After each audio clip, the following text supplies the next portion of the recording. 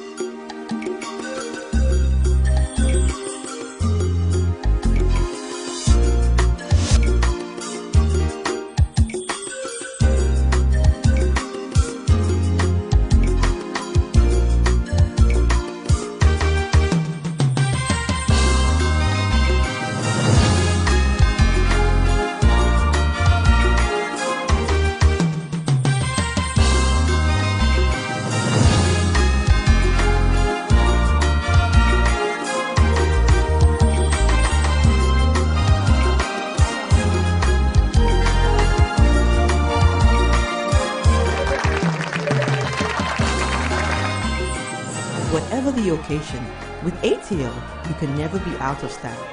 ATL, bringing fabric to life. Sale, yeah, kinda direct. Now what's this saying? With Dewa NLA 539 Direct, you only have to select up to 5 numbers from 1 to 39. To play, dial *446# across all mobile networks and select option 1. With a minimum of 2 Ghana cedis, you can bet on Direct 1. Match the first number and win 20 times your stake. Direct 2, match 2 numbers and win 45 times your stake. Direct 3, match 3 numbers and win 400 times your stake. Direct 4, match 4 and win 5,000 times your stake. Direct 5, match all 5 numbers to win 50,000 times your stake. The more you play, the more you win. Look out for the draw results on TV3 News at 7 p.m. Win easy, win every day with Dewa NLA 539 Direct. Afa, win you know, it choke.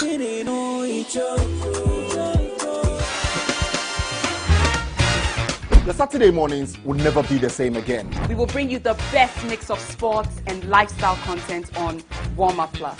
We will interview exciting professionals from different fields of endeavor, including sports and fitness. Give fans an opportunity to show their passion and preview upcoming games. Discuss what's trending in the world of sports and entertainment, give you lifestyle tips, serve you music, exercise, dance, laugh, and have an absolute ball on TV each Saturday. So whether you're a fan or you just like fun, you will absolutely love Warm Up Plus. Warm Up Plus shows live Saturdays at 10 a.m. only on TV3.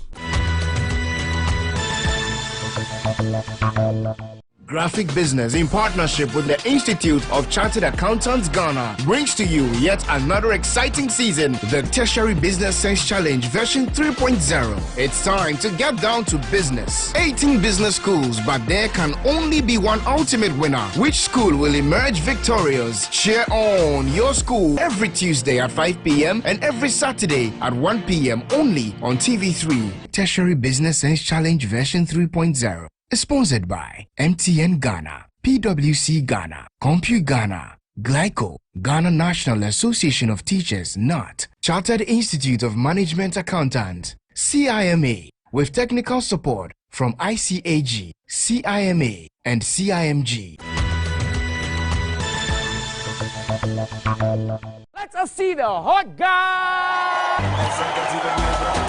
when it is good, you do it at least twice. Ladies and gentlemen, it is time to rerun Date Rush. If you were beginning to experience withdrawal symptoms after the end of season 5, we've got you. From Saturday, 17th July, we will rerun Date Rush starting from season 1. The ladies, the gents, the drama, the laughs, love, rejection, smiles, tears, fun, and much more fun. It looks like a bad boy, and I love bad boys. Oh boy! Will come your way every Saturday at 9 p.m. So tell a friend to tell a friend to tell another friend. Date Rush is back like it never left. The Date Rush rerun shows every Saturday at 9 p.m. only on TV3.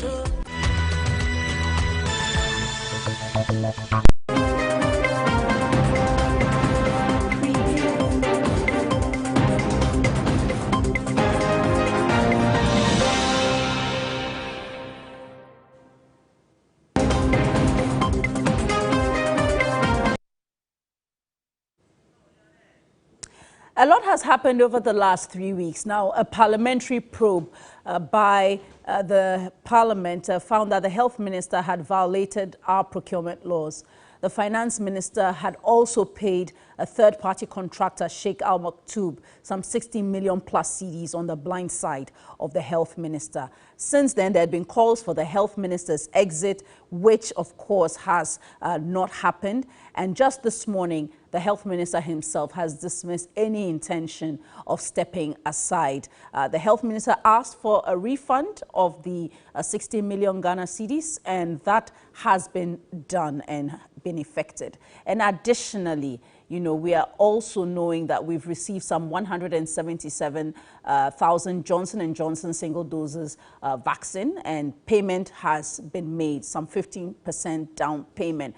Did we have parliamentary approval for that or not? We'll be checking on that as well. So we are kind of headed back to the same issues in reference to procurement of vaccines. But this morning, we're speaking about the whole watch deal and what more we can do to ensure that we do the right thing. So much to connect on and unpack. And this morning, our guests are Dr. Sebastian Sandare. He's a member of the Health Committee in Parliament. He is the MP for Dafima Busi Issa. And we'll be having with us as well Dr. Kwame Sapong Asiedu. He's a CDD Ghana Health Fellow and a governance person. Joining us is a pharmacist as well. And later we'll be joined by Edem Senanu, who is the co-chair of the Citizens Movement Against Corruption. So let's welcome in the studio Dr. Sandare. Good morning, sir, and thank you for joining us. Good morning. It's a pleasure having me. Thank you. Yeah. So it's a lot that has happened over the last 3 weeks. Today, we are learning that the health minister has issued a statement. So I'll just quickly go through that. And it says, I've observed the high level of national interest that has greeted the narrative about my role in the purchase of the Sputnik V vaccine. In all of my life as a deputy minister, chairman of the Public Accounts Committee, and now minister, I have been guided by the mandate to protect the public purse at all times, and as Minister of Health also to safeguard Ghanaian lives, especially during this pandemic. Whilst the circumstances surrounding this matter is well known, I am happy to confirm that pursuant to the mandate to protect the national purse, His Highness Sheikh Ahmed Al Maktoum has indeed refunded the sum of $2,470,000 US back to the National Treasury. Now, the money is available to the Ministry of Health for the purpose of purchasing much needed vaccines and will meet the President's target of some 20 million vaccinations by the end of this year. I would like to assure the general public that the Ministry of Health is working assiduously to access vaccines, to enable vaccinations be administered to the public. And this is the surest way, he says, to win the battle against COVID-19. I wish to thank all Ghanaians for your support in this matter and assure you that together we will defeat the virus of COVID-19. May God bless us all. Signed, Kweku Ajima Menu, Member of Parliament and Minister for Health. So let me come to you, Dr. Sandare. there had been a lot of calls for the minister to resign. I think the public perception became even angered a bit more when he showed up at an event in Bono where the president introduced him. And the president kind of made light of the issues that had been plaguing him over the last week. And today he's issued this statement. There's no intention at all of stepping aside, which is what I know the minority had called for. Your immediate reaction? Yeah, thank you very much, Madam Jifa. And let me take the opportunity to greet my people of the Fiamabuse Isa constituency and to sadly say that I share in their sorrow and, you know, because yesterday we had a very heavy rain that affected livelihood and roads within the Fiamabuse Isa constituency and within the Nadoli Kalo constituency were destroyed, and as we speak, people cannot access some communities. So I share with them. The minister, in my view, is adding salt to injury by the statement that he has issued, especially talking about protecting the public purse all time. Had it not been because of this parliamentary probe, these monies that are being refunded, the people of Ghana wouldn't have even known about this deal. So it took pressure, it took some good work of Parliament for this money to be refunded. And the pressure for the minister to resign, for me, is because he has failed what I call the integrity test. You see, every leader is measured by your level of integrity, that you do what you say. I mean, if you read the committee's report, he breached Article 181(5) of the Constitution. He breached procurement procedures, and a whole lot. And that is why the people are saying that, look, where you have reached, it is better for you, for your own sake, for people to continue to respect you, just step aside. And I add to the debate to say that, look, it is not only the Minister for Health that should go, but all those in the chain of procurement should follow suit. The Minister for Health should go with the Minister of Finance. Who paid the money? From what we even heard, the Minister for Finance paid the money without the knowledge of the Minister of Health. And look, procurement is a process, meaning that it's a team. And what this minister is doing and what this government is doing, for me, is to hide the whole lot of other members in the procurement chain, and again, cover up or clear. And we know that some of us expected this, that the minister will not resign, the president will not sack him, and nothing will happen. And that is exactly what we are seeing this morning, which for me is, if it were elsewhere, the president, the minister would have walked away, and other people in the chain of the procurement of Sputnik V, but also for their own integrity's sake, would have walked away. But unfortunately, he's telling us that he stays for good. He's reaffirming his commitment to protect the public purse. But let me speak with Dr. Kwame Sapong Asiedu, who is a CDD Ghana's health fellow. He's also a fellow of governance there. Thank you very much, Dr. Kwame Sapong Asiedu, for joining us. So the money has been refunded. The health minister doesn't intend to go anywhere. Does this matter end as it is, or there is more to pursue? Thanks, Jifa. Good morning to my fellow panelists and good morning to listeners. I mean, That is a rhetoric question. What are we dealing with here? Are we dealing with a process that has led to many ills, or we're dealing with an end product, which is the money coming back? That's the first question I would ask. The second question is it not so that the Supreme Court has said that in an international transaction, and in the Iwoyome case with Martin Amidu, it's clearly stated that in an international transaction, as long as it doesn't get parliamentary approval, the whole transaction is moot, and therefore the entire global sum of 2.8 plus million is what has to be refunded. So how are we then being told that 20,000 of the doses that were supplied have been discounted? Has Parliament rectified that aspect of the agreement for that deduction to be made? Is that in consonance with the Supreme Court ruling? I'm not too sure.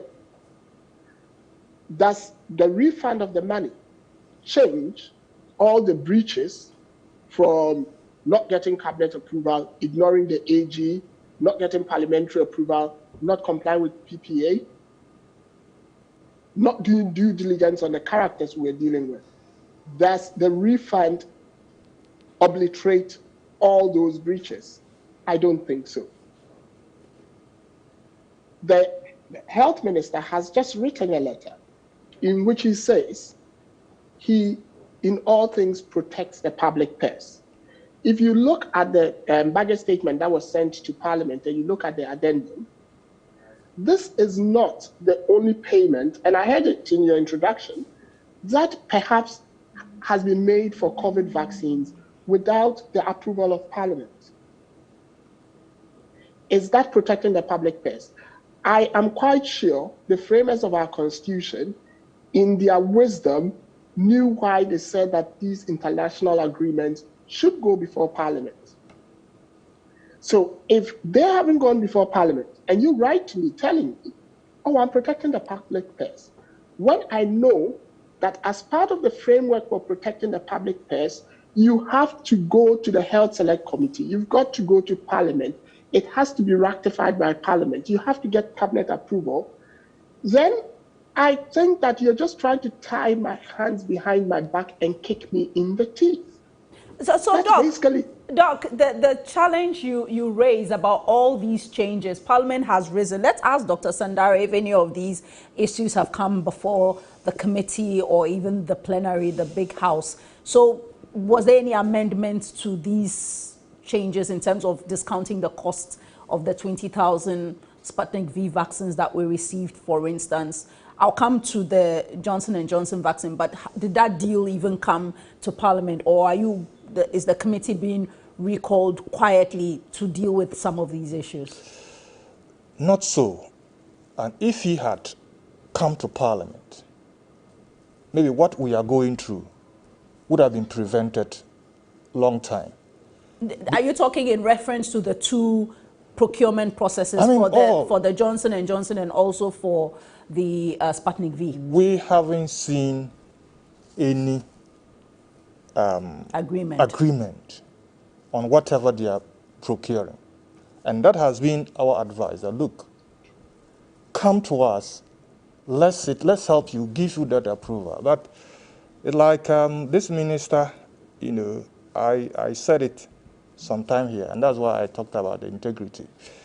It's like, I mean, he just doesn't care, even when we are trying to help him. But is that fair? You know, I mean, he talks about protecting the lives of Ghanaians. There was a second wave which was devastating families. People were dying. We're in a third wave. We've seen a number of significant deaths as well happening. It may not be that public, but it's happening. He sought to protect lives, he says. The finance minister says we should not be criticizing him for trying to do that.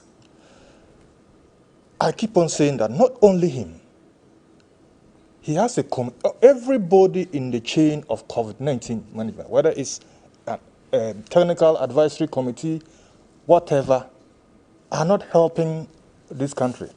Listen, the excuse the minister continue to give that the procurement was done because of the exigencies of what the times that we are in.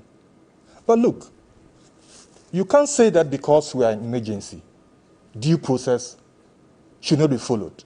I mean, we are all in this country.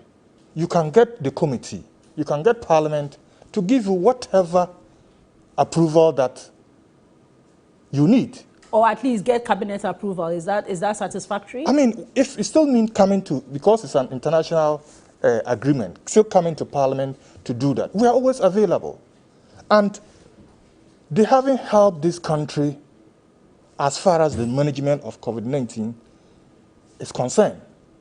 You are busy procuring vaccines, yet the other things that are critical to manage patients, to put our health facilities in good shape, these you didn't see as emergencies to be addressed. The only emergency to be addressed is our procurement of vaccines. Who says managing COVID-19 is only about vaccines? So it's a whole complex thing that, for me, everybody in this COVID team should go. Dr. Sapong Asiedu, I've heard others in the wake of all these things I listed happening over the last 3 weeks even question the whole COVID management and entire COVID response, the expenditures. But Dr. Sandare mentions one thing, that it is about the whole procurement chain. And I know you know quite a bit about the procurement chain, you know, getting the vaccines, the challenges to even procure the vaccines in the light of what happened in India and the hoarding, vaccine nationalism and the like. The minister tried to, you know, take action to save lives. We're in a third wave, people are dying. When someone is trying to be compassionate, yet they have to work according to the law, from a governance perspective, should we insist on that, or should we not be flexible? We are in a democracy. And yes, I have spoken to you on a few occasions about how the supply chain works, so I don't want to labor the point. But that supply chain relies on you abiding with the laws of your land. Because if you look at the conventions for the movement of drugs in international commerce, it requires certain regulatory processes to be followed, including acquisition of emergency use authorization, including, the transfer through the WHO protocols, cold chain and all that. And the payments must go through the appropriate process. Look, the framers, I keep going back, the framers of our constitution knew that we would have emergency. In the workings of parliament, there are emergency procedures. And these emergency procedures have been used so many times, not by this government, previous governments. I am not too sure that if it is so needed, even now, Parliament cannot sit to rectify some of these things. You see, the problem I have is that we are getting ourselves into a situation where we say we are not in normal times, and then creating a stick that would be used to beat our own backs, because people become reckless and lawless in the name of protecting us, and end up with X in their faces, like has happened with the Sputnik V, where the people haven't supplied, turn around and tell us, oh, I was doing it to protect you. That cannot be democracy. Even in a dictatorship, I am not sure that would suffice, because you would have, the dictatorship would have a council who would approve things like this. This doesn't even have cabinet approval. It doesn't go with the advice of the Attorney General. So how then can you convince me that you want to protect me when all the checks and balances that have been built into our democratic framework to protect me are being ignored? Since when did public health operate out of the framework of good governance? In fact, if you look at health, countries with the best health systems, countries that have managed their vaccine supply chains appropriately have done so through their governance structures.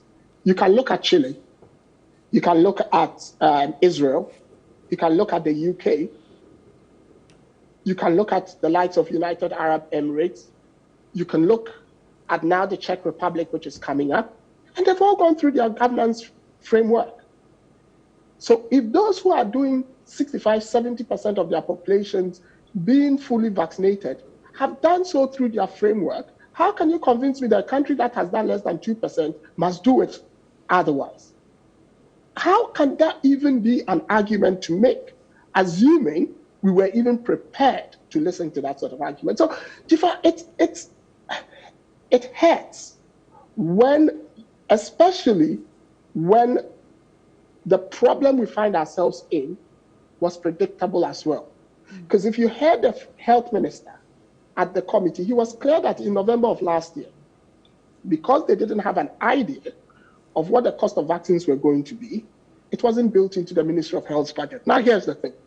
As far back as November, some of us, and people can go onto my Facebook wall, had put the nominal prices of these vaccines out because they were public knowledge.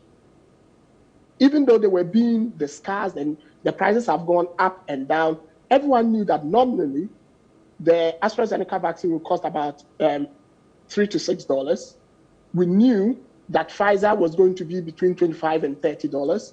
We knew that even Novavax, that hasn't come, is about $19 thereabout. So we had indicative prices. I don't think if anyone had built a budget at that time and gone to Parliament and said, though we don't know the real price, these are the indicative prices based on the supply chain data we have. So let's use this to make an estimate of what we would use. That would have been frowned upon. Other countries did it. So we waited for the horse to bolt, closed the stable door, and said we're going chasing the horse because the horse is running away. Who does that? And these are the things that the more I look into these things, I ask myself and I cringe. So let me come to Dr. Sandari, because Dr. Sandari, I think you, the MPs as well, kind of gave the health minister a way out. The probe's terms of reference didn't indicate that any action should be taken against the health minister. The recommendations clearly then could not make an action or a recommendation that pointed to a terms of reference that would take action against the health minister. So in effect, the MPs or the committee, you gave the health minister a way out and he's taken it. Let me say that the committee was given a task by the House. They did their work, brought it back to the House. Unfortunately, the House did not conclude on the decision of the committee's report. You know, the Speaker, the second Deputy Speaker, who was on the chair, did not put the question, which means that we can't say that the report was approved. But that's the view of some individuals that, look, the recommendations did not really prescribe, punitive sanctions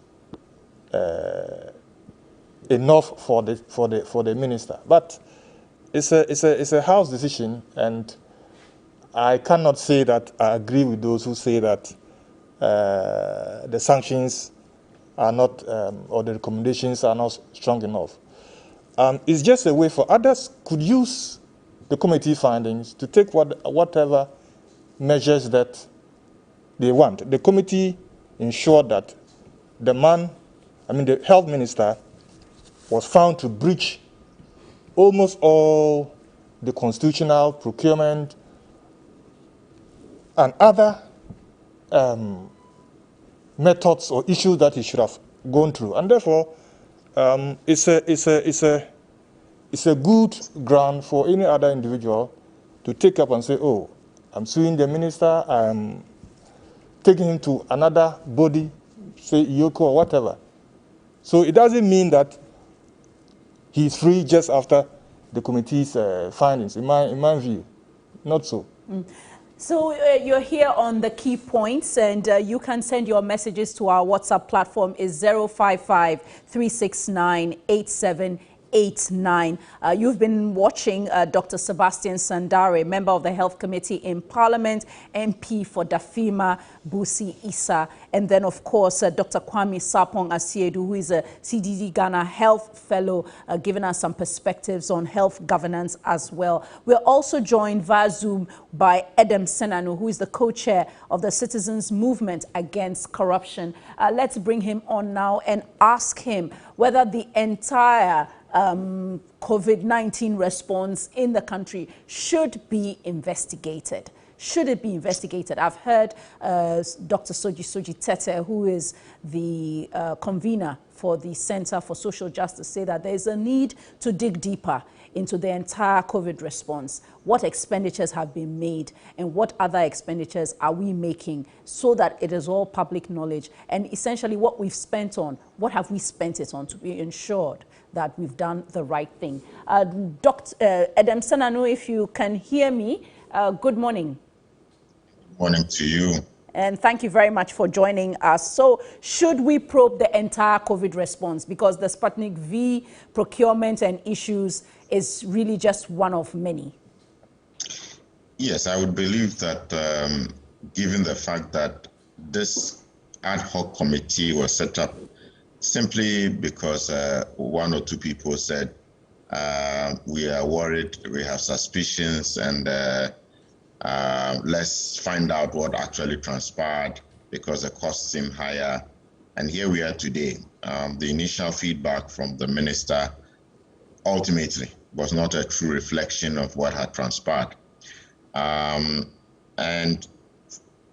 honestly, for me, the fact that this thing went to the point where payment was made, I asked myself, what documentation supported the request for payment?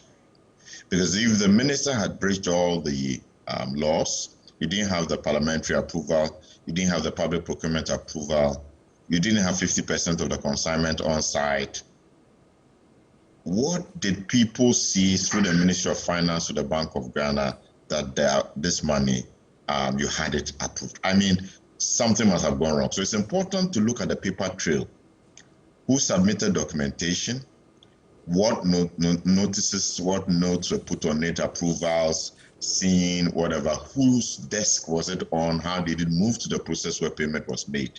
And not just in the case of this, but others, just to make sure that we don't have that many more cases where we did not get value for money. And then we then ought to look at the system. Where did we go wrong? Because systems are made to work when you have crisis. Laws are not existing simply because we want laws. We come up with laws to try and protect the pairs, protect citizens, protect our interests in times of crisis. And it appears that we've had a monumental failure in this regard at this point. So I would align with everyone who says that let's take a good look at all the other procurements that were done within this period and begin to look at the system. It's not so much the individuals who may be found culpable, who must definitely pay back, and when necessary pay back with interest, assuming they've taken any sums, and if they have to be penalized and whatever, that should happen. But the system appears to have failed, and that for me is a very critical issue to look at. You mentioned the system, and I think the key entity to police the procurement process would be the Public Procurement Authority. I dare say that this has exposed the weakness of that, of the authority. Well, yes and no, because we have the information that the ministry wrote to the PPA after the fact, and the PPA wrote back saying, you know what, we need to investigate. Now, that for me is a sign of a system that's working, because they didn't just say it's the health minister and it's COVID. Therefore, obviously, there's an emergency, so we are approving. And interestingly enough, I mean, by the time this was getting parliamentary attention, it must have been about a month and a half, two, before Parliament got on board and said, look, let's investigate this thing. And all that time, PPA apparently said they were investigating. So there's obviously something that they were not happy with, looking at the correspondence, for which reason up to this point, they haven't given that approval. Under normal circumstances, this should not have transpired without their approval. And the fact that the minister wrote and hasn't gotten that approval, and yet seems to want to think that this was a walkover, and so I haven't done anything wrong. Sometimes I ask myself whether we really understand the purposes of these institutions and the laws that are in place. But in terms of, I will not say that PPA has failed. Again, it will mean that the bigger framework, there's something wrong when individuals and groups think they can go along and ignore the institutional arrangements and the laws that have been put in place. All right. I'm learning from the MP for Dafima Busi Issa that when it comes to even the recent Johnson & Johnson procurement, where we've received some 177,000 single-dose vials, we haven't seen a document covering that really go to Parliament. We've already put down a down payment, a 15% down payment, which comes to what, some 109 million Ghana cedis. Should we urgently deal with that? We should. I mean, and thank him for raising it, but we should. Parliament should be demanding that all of these should come, because, I mean, a 24-hour certificate of emergency, if everything is legit, I mean, gives no reason for anyone to dismiss that process. Because Parliament itself, led by the Speaker, understand the times in which we find ourselves. So the likelihood that they would have put in place what it took to ensure that a situation like this is dealt with rapidly, swiftly. I mean, there should be no question about that. So for there not to have been the parliamentary approval process so that you are aligned with the law tells us that there is a certain, subculture being developed, and it may be associated with the pandemic or may have existed prior to this, and people are just taking advantage of the pandemic. But whatever the case may be, laws are only designed for such moments. That must be understanding. When you have a situation where there is order, you don't create laws where there's order, the people don't do certain things wrong. You begin to create laws and policies regarding areas of interest where there's potential risk of things going wrong. And so if we begin to ignore those laws, it tells us that we're getting lawless, and that's extremely worrying. So yes, that should come to Parliament, and I'd like to see Parliament itself taking the lead in making this demand of the executive and the government that let all these things go through the right legal processes. Let me come to Dr. Sandar, and then I will come to Dr. Sapong Asiedu. Is it too late to bring whatever documents that would cover the current procurement of the Johnson & Johnson single-dose vaccine to Parliament? It's not too late, and it should not just be about Johnson & Johnson vaccine. Look, there's a need for the Committee on Health to relook at whatever plans that the ministry has to procure vaccines. Okay, so what the ministry will be, what the committee will be looking at, is it just about what plans to procure vaccines or the entire COVID response? Look, what the ministry is taking advantage of is that the committee, during the budget review, had a plan for procurement of vaccines. So it was part of the budget that we looked at. But we didn't look at specific procurement issues, just like what happened under the Sputnik V procurement. So I believe they will be taking excuse that, look, we brought the health budget and you approved. But is it the health budget or the overall national budget? Because from what Dr. Kwame Sarpong-Asiedu says, specific to the health budget, yes, we didn't really know how much we were going to be expending. Yes. But I think the national budget indicates some tentative figures, which is why the Minister for Finance had even indicated in the mid-year budget review, yes, that amount of 60 million spent on Sputnik V. And yes, then now we are learning of the 109 spent on the Johnson & Johnson. So I'm just wondering which is which. Yes, and that is what I'm explaining. You see, the health budget was part of the national budget. And the health budget had a component for procurement of vaccine in broad terms. But there was no figure. But there was no specific, let's say, we procure from. It was a complete approval because we didn't know where to get the vaccines. So let's approve, and then as a budget, within it, you then do the procurement of the vaccine. But what we gave was that at that time, no vaccine was to be procured more than, say, $12,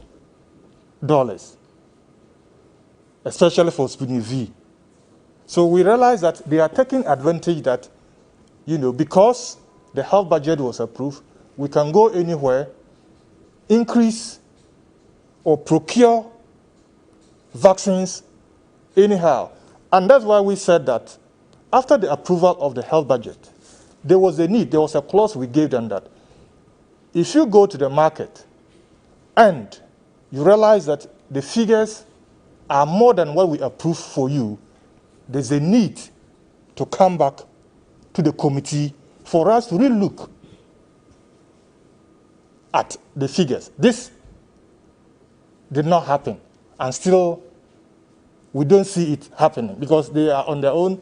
They don't deal with the Parliamentary Committee on Health, and that's why all these issues are coming, to the best of my knowledge. Yeah, so there needs to be a better more engagement with the which health, is what we have been with the health committee in Parliament. Yes. All right, let's take some of your text messages which have come through. This one says, listening to the whole issue concerning the health minister's Sputnik V vaccine and transactions brouhaha clearly shows the incompetency and incapability of the health minister to deal with this issue. He needs to resign immediately because his actions in dealing with COVID-19 is not adequate. I don't see Ghanaians being saved under him. That's from Osman in Tamale. This one from Miriam at Lashibi. What type of country will Ghana be if all Ghanaians behave like the health minister has done by ignoring legal processes? This one from Peewee. It says the minister should know that the Ghanaian purse is not his, whereby he can use it the way he wants. And Sule from Tamale says, good morning, Jifa, and to your guests. It's very irritating that the government demonstrates these inefficiencies on COVID-19. The question is, what at all has the government done in an extraordinary manner to save Ghanaians from COVID? They could not supply the free nose masks, free water and electricity, which they gave to us, were paid for later. They've capitalized on an opportunity from COVID not to manage the public purse properly. For example, the food for the poor, disinfection of schools, public places, and now purchase of vaccines. We've not been accounted to on those expenditures. What have they done for us? And a final message from Hamza. It's from Pig Farm. It says, Ghanaians are discerning in this country. We can read in between the lines. We know our left from our right. Let's not forget that political opponents are in jail. Others are facing the courts for breaching the same laws that the health minister breached, and he's been allowed to go scot-free. This is a slap on the rule of law and democracy. And thank you very much for sending your messages. You can send us some more. It's on 055-369-8789. And this program, hashtag The Key Points, is live on TV3, and it's also live on 3FM 92.7, also on 3news.com. So Dr. Kwame Sarpong-Asiedu, some criticism there still for the health minister. His narrative being put out today that he will protect the public purse doesn't seem to be gaining the kind of traction that probably he thought it would get, and the reasons for him taking these actions. In reference to the procurement of Johnson & Johnson, the administration of those vaccines have begun. Your thoughts as we move up on that, because we've been in a third wave. I know a good number of people who've unfortunately passed on due to COVID, and I think ultimately many are more concerned also about vaccinations and for human life.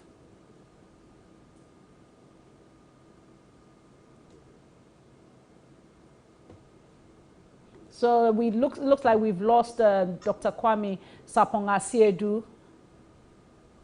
Yeah, hello. Yes, Dr. Asiedu, go ahead, sir. Yeah, I didn't. Could you repeat your question, please? Yes, Sorry. I was just saying that we're now going to start administering the Johnson & Johnson vaccines ultimately. We've received 177,000 of them. And I think it's part of some 17 million doses that we will be receiving. Your thoughts in terms of how we must do this and do this properly now, since the vaccines are in. I know they've started a rollout. Yeah, I mean, thanks. For me, it's a huge challenge for anybody using a 2-dose vaccine, because you need to give a first and second dose. So that gives the Johnson & Johnson vaccine a clear advantage because it's a single-dose vaccine. So in terms of our march towards herd immunity, you can achieve it quicker if you use the Johnson & Johnson vaccine than you would with, say, any of the 2-dose vaccines.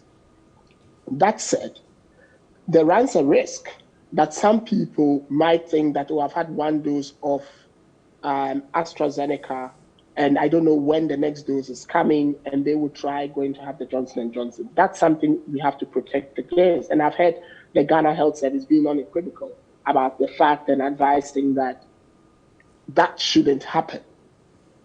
I am expecting also that because they kept a digital database of those who've had doses of the AstraZeneca vaccine, there would be a recall process that would be able to check so that people do not try having this different vaccine as more or less their second dose to AstraZeneca, because that wouldn't be helpful to the country in its totality.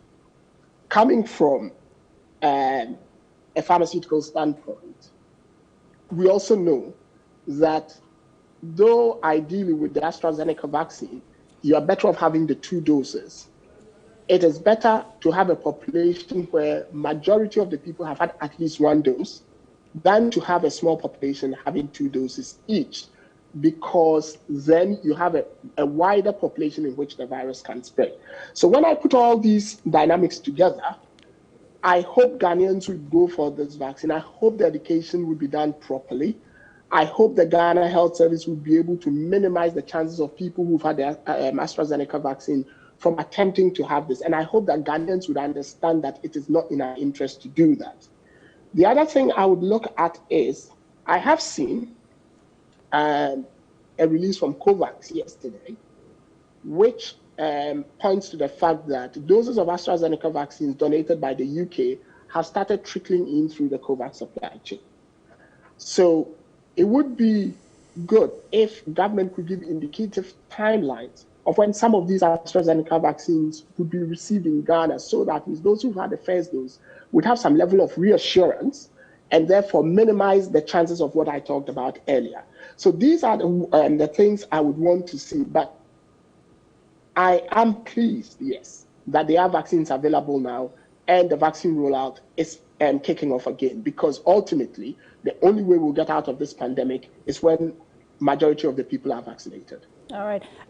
Let's bring on Edem Senanu, who is with the Citizens Movement Against corruption, because now that the process of administering vaccines has begun, there's the question about dealing with the procurement issues for the additional, 17 million vaccines in total that we will get. So we've already made this down payment for the 177,600 vaccines. We've made a 15% down payment. But ultimately, for the full vaccine, 17 million vaccines of the single dose Johnson & Johnson, there is the need to address that. Do we have Edem Senanu now, please? Yes, I am online. All right, great. So your thoughts about how we can then concurrently deal with the procurement issues, because ultimately I'm not exactly sure how much the 17 million vaccines are going to cost. Well, these are very important issues you've highlighted. I mean, the first thing on my mind is what percentage of our population is eager to take these vaccines? And I say so because last year, I went around the country for the purpose of 2 assessments, national assessments. So I covered good ground.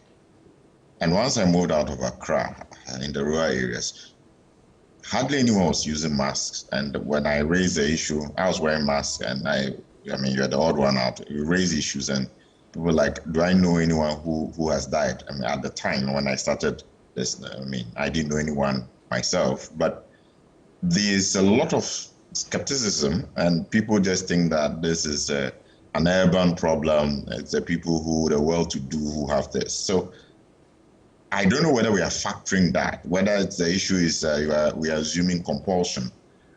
But so for me, first thing is, have we gotten our education right? Are people inclined to taking this? Do we need to order it? Maybe it's good to have, but then what's the lifespan, shelf life, etc.? Then get into the substantive issue of, have we learned our lessons, and are we following due process in all of this? Because if we follow due process, there are several advantages. One, you are sure to get value for money, because the various stakeholders are going to they will throw at you all the options. And unlike in the case of Sputnik, where the Russian embassy here is saying that they could have facilitated a direct source for us, which would have brought the price down. I mean, have we learned from those lessons? Are we applying that? Then the systemic issues. How do we ensure that the laws are followed? The various actors, we should make sure that we are aligned with the legal framework, and we ensure that we get quality and value for money on all of these instances. So there are quite a number of serious questions that we should be looking at. And I think that we need to go beyond the health sector space to get this result. I mean, the health ministry by itself will not be able to deliver, as we have seen in the past, without bringing the other stakeholders on board. So those are my thoughts. All right. Dr. Sandare, so the vaccine rollout has started for the Johnson & Johnson. I actually did see artwork about particular districts where it will be administered. But first, your thoughts about the question that Edem Senanu raised about whether really people are inclined to take the vaccine. Do you come from a rural constituency, for instance? Are they inclined to take the vaccine? I think people have even forgotten about this vaccine thing. But isn't that an indictment? I mean, you're a member of, you're a doctor as well. Yes. So your people, how can they forget about even wanting to take the vaccine? The two members who have spoke on the need for continuous education. And that is what I also advise. The bit about the communication, public education for COVID-19, it's not taken seriously. Education on vaccines, you realize that it will now peak, where all the TVs, the radio station will begin to take it up again. Why? Because there's no funding to ensure that there's continuous public education. And as long as COVID is with us, it should be continuous. It's not like we break. When people have forgotten that they are even vaccinating people, then you come on board the communities or districts where they're enrolling these Johnson & Johnson, you realize that the time limit for education is very short. The things have been brought. Then they ask people, to come for vaccination. One, the target group, you might even have difficulty identifying them. That's one.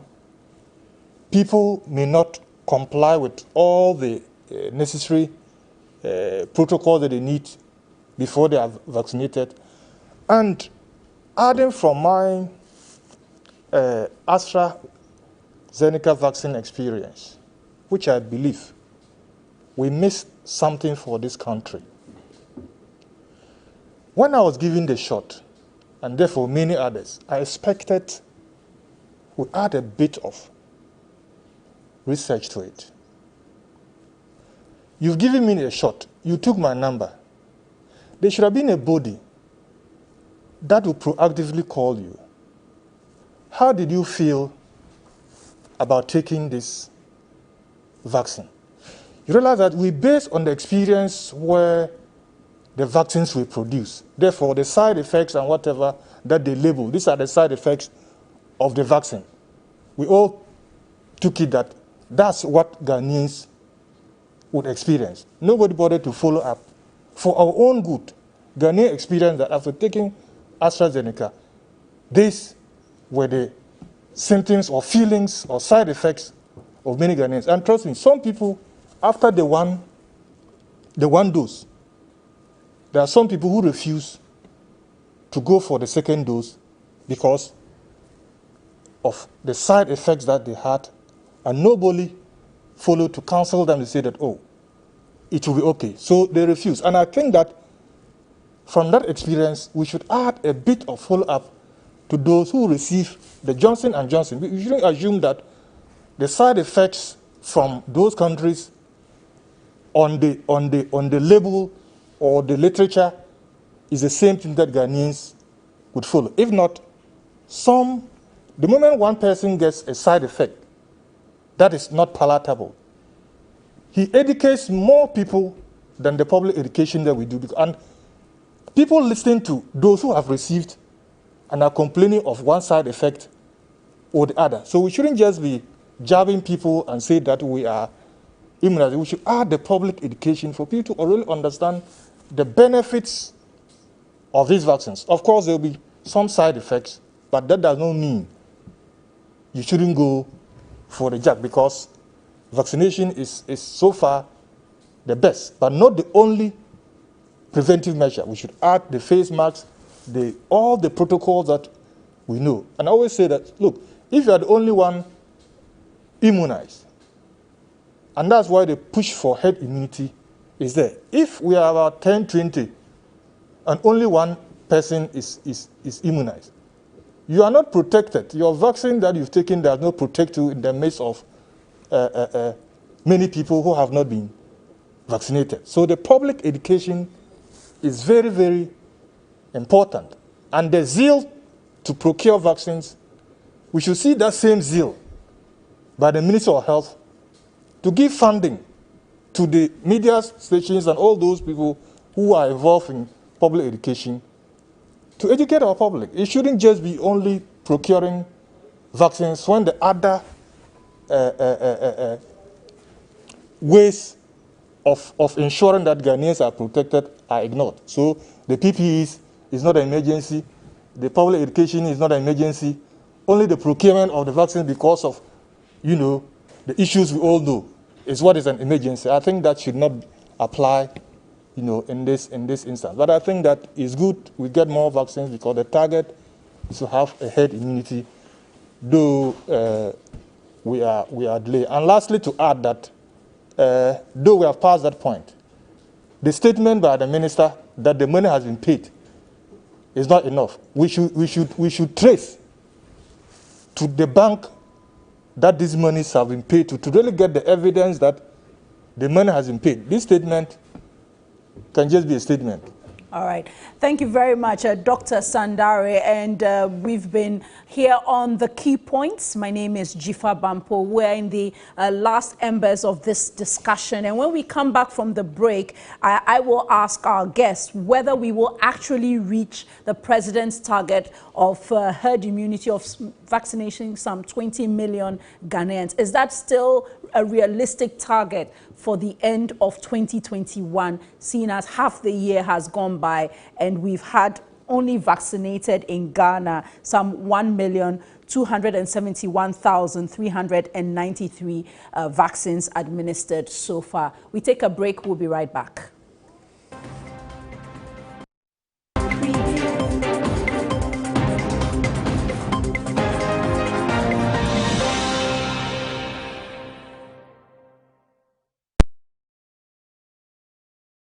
Hisense Factory Direct Promo F Papa ni binye yantwe nyinam kanea no nie Hisense ode ya na ode asem ade na ohia TV, fridge, freezer, air condition, gas cooker, washing machine, smartphone, sound system, water dispenser, microwave, blender, rice cooker, kettle, and iron. Wakukudro for Hisense showroom bia. Everything 30th August, and 3rd September. Be here way showroom no. Yeah, turn of factory direct price. Say ya turn no. Sana ya turn. It's in your madana no. Emma light bill e kuno. First baby, never jeffo. I have 5 days bill. It's one car one and you may say jawa. Wallo, wala. Wait dear. Ya tete swabro so. Hisense. Everyday prices for everyday people. Hello, Ghana. I introduce you to the #1 combined harvesters in the whole universe, the World Combined Harvester. World Combined Harvesters come with automatic gear drive, diesel-powered engines, 1.77 cubic meter grain storage tanks, 2.2 meter cutting width, 360-degree unloading pipe, and a sunshade. World Combined Harvesters are best suited for crops such as rice, corn, wheat, and soybean. To buy or hire a World Combined Harvester, kindly call the sole distributor, CAM Trading and Farms Limited, on 0546 372014 or 0278 223811. World Combined Harvesters, your #1 combined harvester in the whole wide world. Music is that all-essential concert to hit your screens every Saturday night. Yo, them boys, we are back in That's my boys. You know we real. I don't know for film is rappers never saw what to me I was some me doing my man. I'm going to ban so film me. This Saturday we have Arts come on, yeah. Free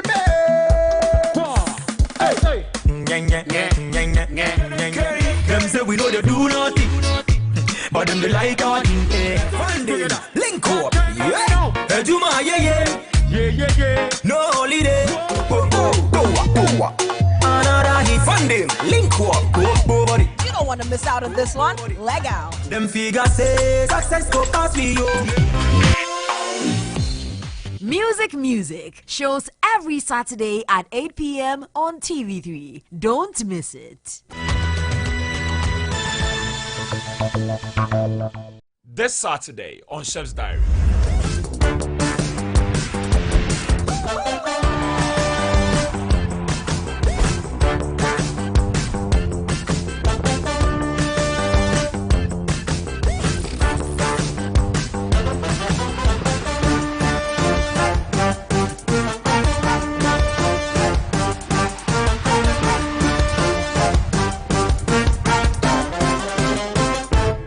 This program is brought to you by CBG and supported by Tasty Tom, Frito Sunflower Oil, Fortune Rice, Yaz Luxury Tissues, and GTP.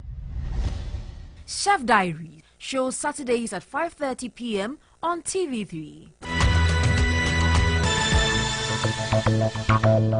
Graphic Business, in partnership with the Institute of Chartered Accountants Ghana, brings to you yet another exciting season, the Tertiary Business Sense Challenge version 3.0. It's time to get down to business. 18 business schools, but there can only be one ultimate winner. Which school will emerge victorious? Cheer on your school every Tuesday at 5 p.m. and every Saturday at 1 p.m. only on TV3. Tertiary Business Sense Challenge version 3.0. Sponsored by MTN Ghana, PwC Ghana, Compute Ghana, Glyco, Ghana National Association of Teachers, NAT, Chartered Institute of Management Accountants, CIMA, with technical support from ICAG, CIMA, and CIMG.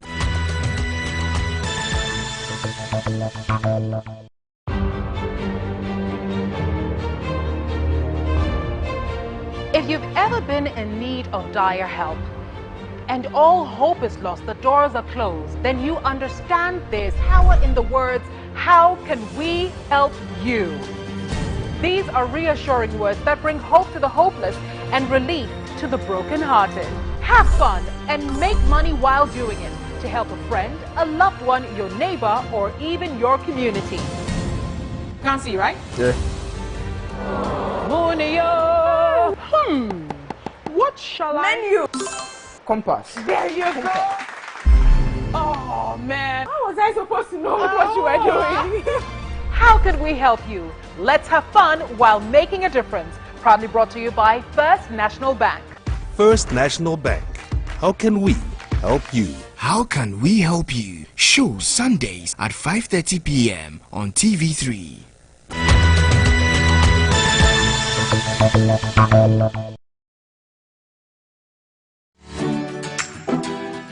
They have many things in common. Their taste for what's trending, eagerness to spill the news, excitement to share a new recipe, readiness to commit, willingness to book that event. Ultimately, the vibe to make your imaginations go wild. The Ladies Circle. Every Saturday, 6 p.m. on TV3. Brought to you by Yaz Sanitary Pad, Vodafone, GTP, still timeless. Woodin.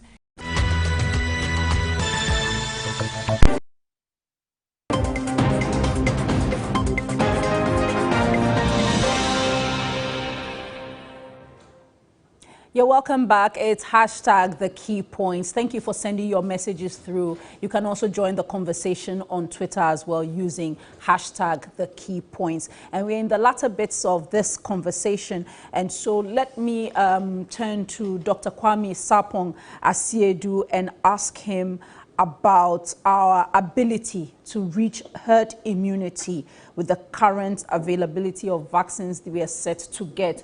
Dr. Kwame Sarpong Asiedu, will we reach herd immunity, which is the president's target, by December 2021? Thanks. It's a very difficult question. And I say it's a difficult question because you have to realize that as we get variants, the herd immunity threshold has been shifting. And what do I mean by that? The herd immunity is determined by what's called the reproductive number of the virus you're dealing with. Currently, if you look at Ghana and you look at the WACBID data they are putting out, about 90% of all cases are coming from the Delta variant, which has a reproductive number of between 5 and 8. That shifts the herd immunity threshold from about 70% to about 83%. So if you look at countries like the UK, as a result, they have decreased the age band at which they were originally going to vaccinate you from 18 to 60, so that they can capture an additional almost 3 million people and push towards herd immunity. That gives countries like Ghana a challenge. It does because if you look at our population, our median age is about 19.5 years. which means that close to 40% of our population is below the age of 18. And currently, only one of the vaccines, the Pfizer vaccine, is licensed for people aged 12 and above. Most of the others are 18 and above, which means that we have the option to only vaccinate to about 40% of our population. That's if everyone in the 18 and above category decides to get vaccinated. So that's one thing. Then, once you identify the population target, you need to look at the velocity with which you can run through this population. The velocity will depend on three things. The first one is availability of vaccines. The supply chain is quite slow. Yes, it's picking up now, but it's still quite slow. If you look at all the data, it's going to extend into 2022, which makes the December a concern. So the availability of vaccines and the speed with which they are supplied is one. The second thing is vaccine hesitancy, which is the willingness of the vaccinatable population to accept these vaccines and get inoculated. If you look at research that has been done, I've seen some research that has been done by KCCR and other places, vaccine hesitancy is dropping in Ghana, which is a good thing as well, which means that should we have vaccines, a lot more people will take it. But then I get concerned when I hear my fellow panelists who go into the hinterland giving feedback on the acceptance of these vaccines in those populations who I'd call hard to reach populations because perhaps the education hasn't gotten to them as much as it's gotten to people in Accra, Kumasi, Takoradi, the Cape Coast, and all that. So that would be our second challenge. And then the final challenge would be when you put these two together, the ability of the health workers to stay the course and circumvent all these two, vaccine hesitancy, availability of vaccines, and the pressures that their day job puts on them.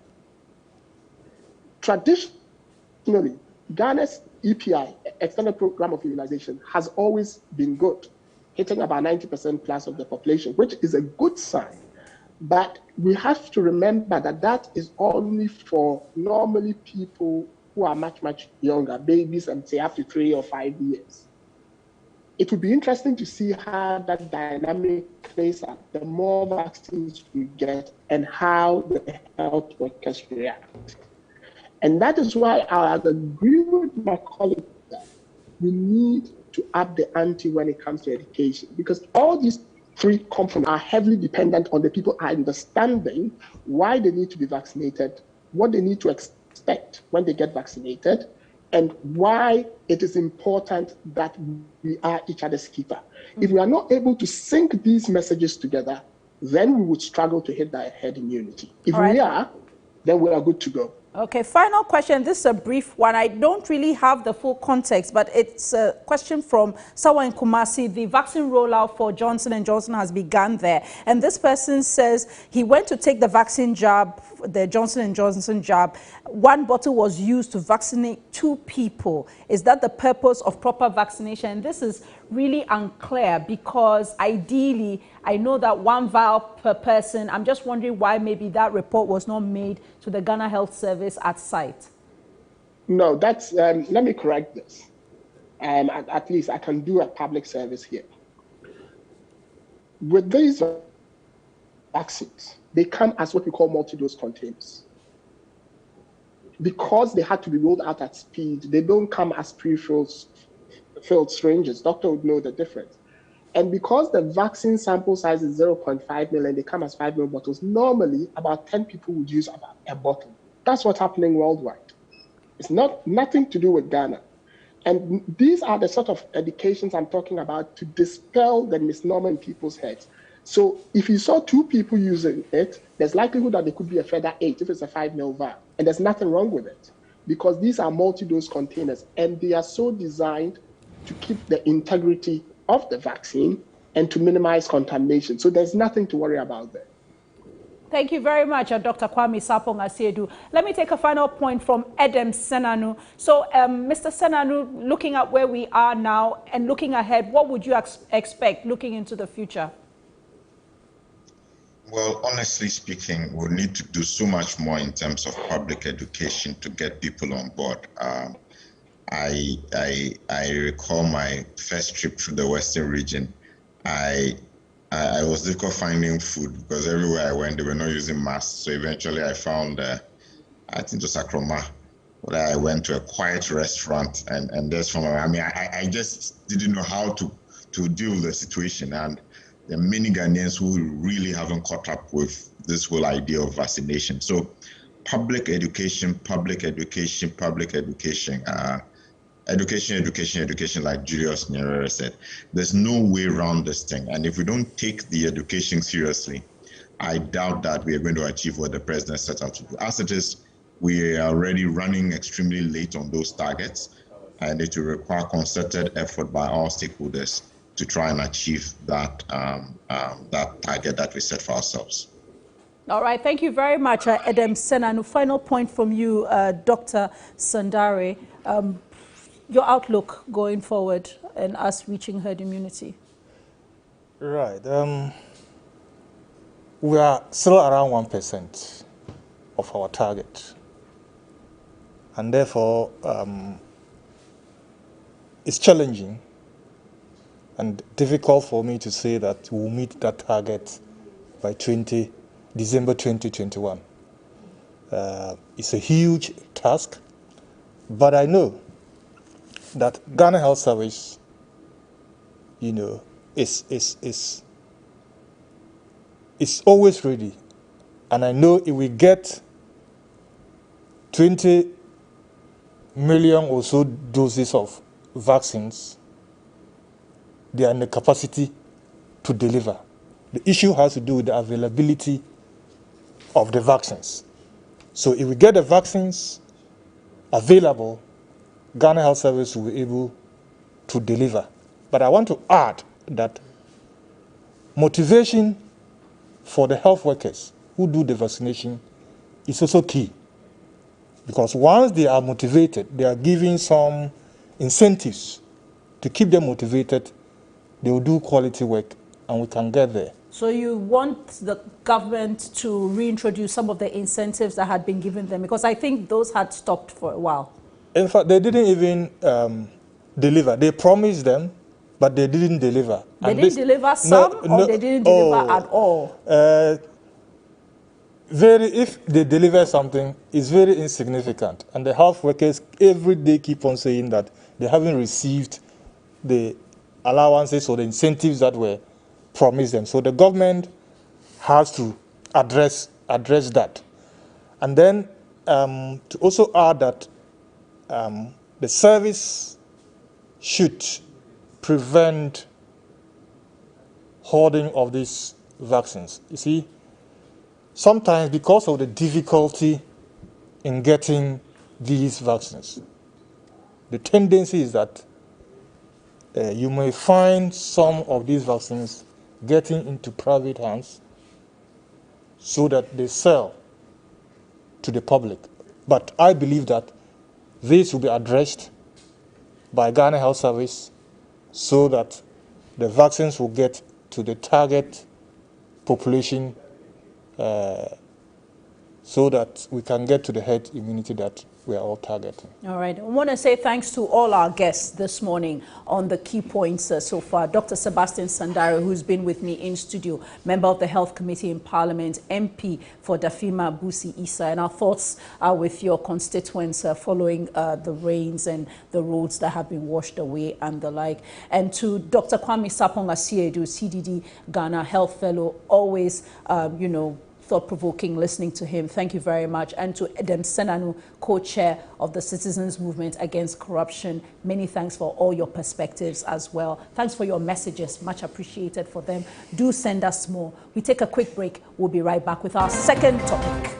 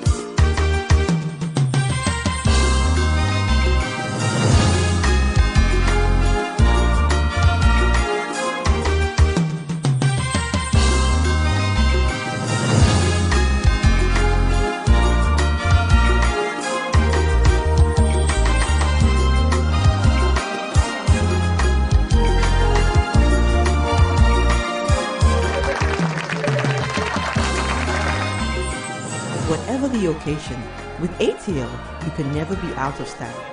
ATL, bringing fabric to life. Sale, you're gonna direct. Now what's this saying? With Dewa NLA 539 Direct, you only have to select up to 5 numbers from 1 to 39. To play, dial *446# across all mobile networks and select option 1. With a minimum of 2 Ghana cedis, you can bet on Direct 1. Match the first number and win 20 times your stake. Direct 2, match 2 numbers and win 45 times your stake. Direct 3, match 3 numbers and win 400 times your stake. Direct 4, match 4 and win 5,000 times your stake. Direct 5, match all 5 numbers to win 50,000 times your stake. The more you play, the more you win. Look out for the draw results on TV3 News at 7 p.m. Win easy, win every day with Dewa NLA 539 Direct. Afa, winning no, it choke.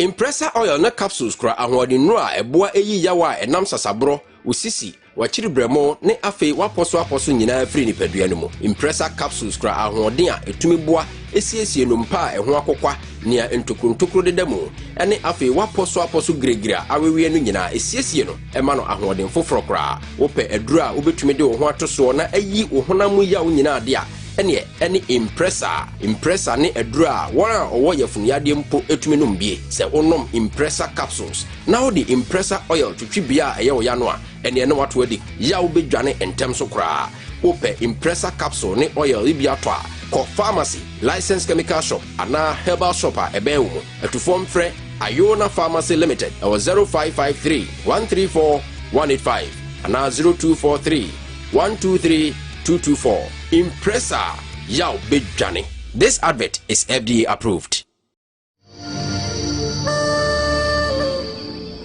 If you and the judges like their last performances, then you are yet to be thrilled to more amazing performances this Sunday. This week, it's story time. The gods of Tenzong are gods of peace and of unity.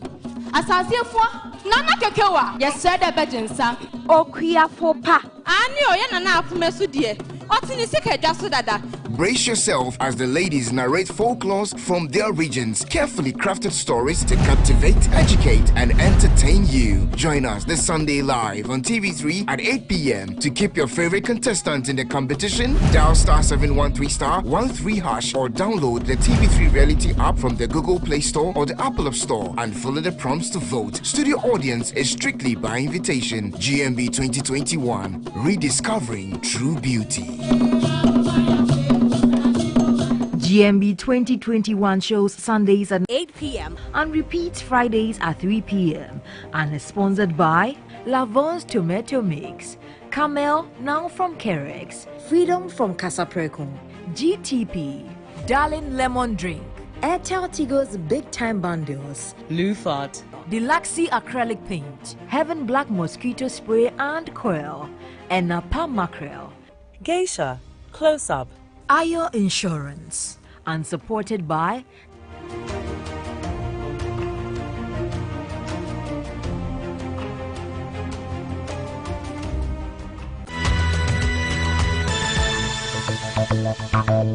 Let us see the hot guy. When it is good, you do it at least twice. Ladies and gentlemen, it is time to rerun Date Rush. If you were beginning to experience withdrawal symptoms after the end of season 5, we've got you from Saturday, 17th July. We will rerun Date Rush starting from season 1. The ladies, the gents, the drama, the laughs, love, rejection, smiles, tears, fun, and much more fun. He looks like a bad boy, and I love bad boys. Oh boy! Will come your way every Saturday at 9 p.m. So tell a friend to tell a friend to tell another friend. Date Rush is back like it never left. The Date Rush rerun shows every Saturday at 9 p.m. only on TV3.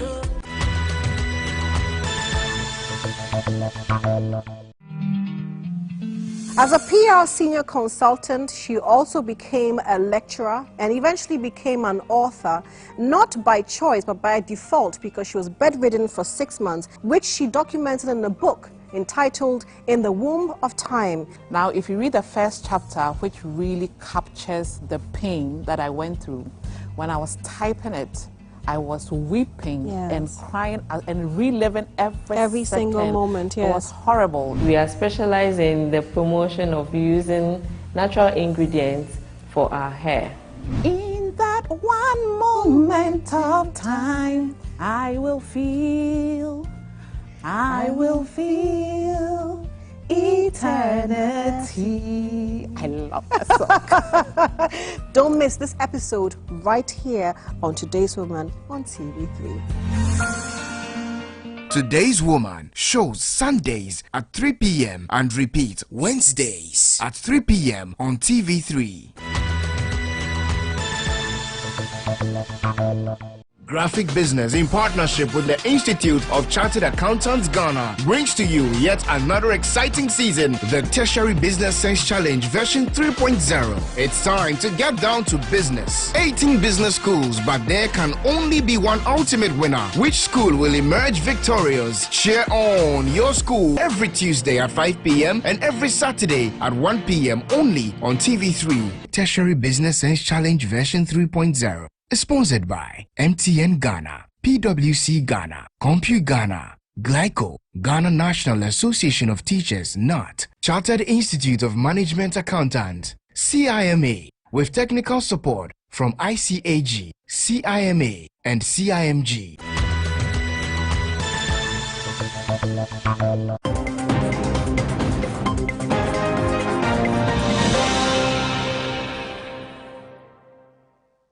To hashtag the Key Points Live on TV3 and 3FM.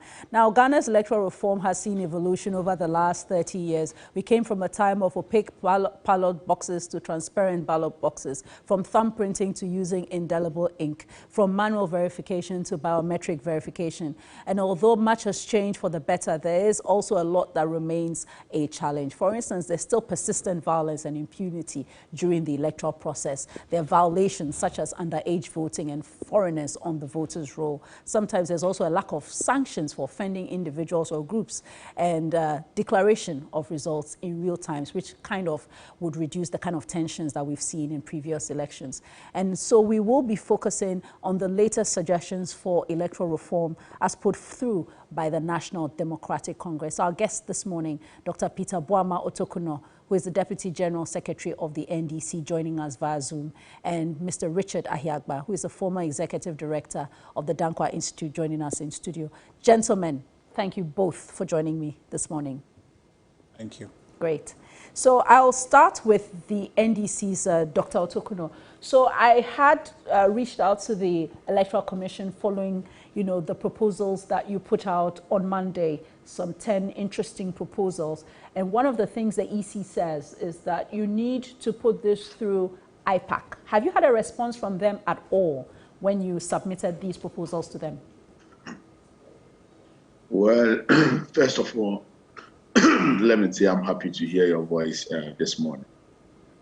This voice has been a favorite voice. It's been a long while since I heard.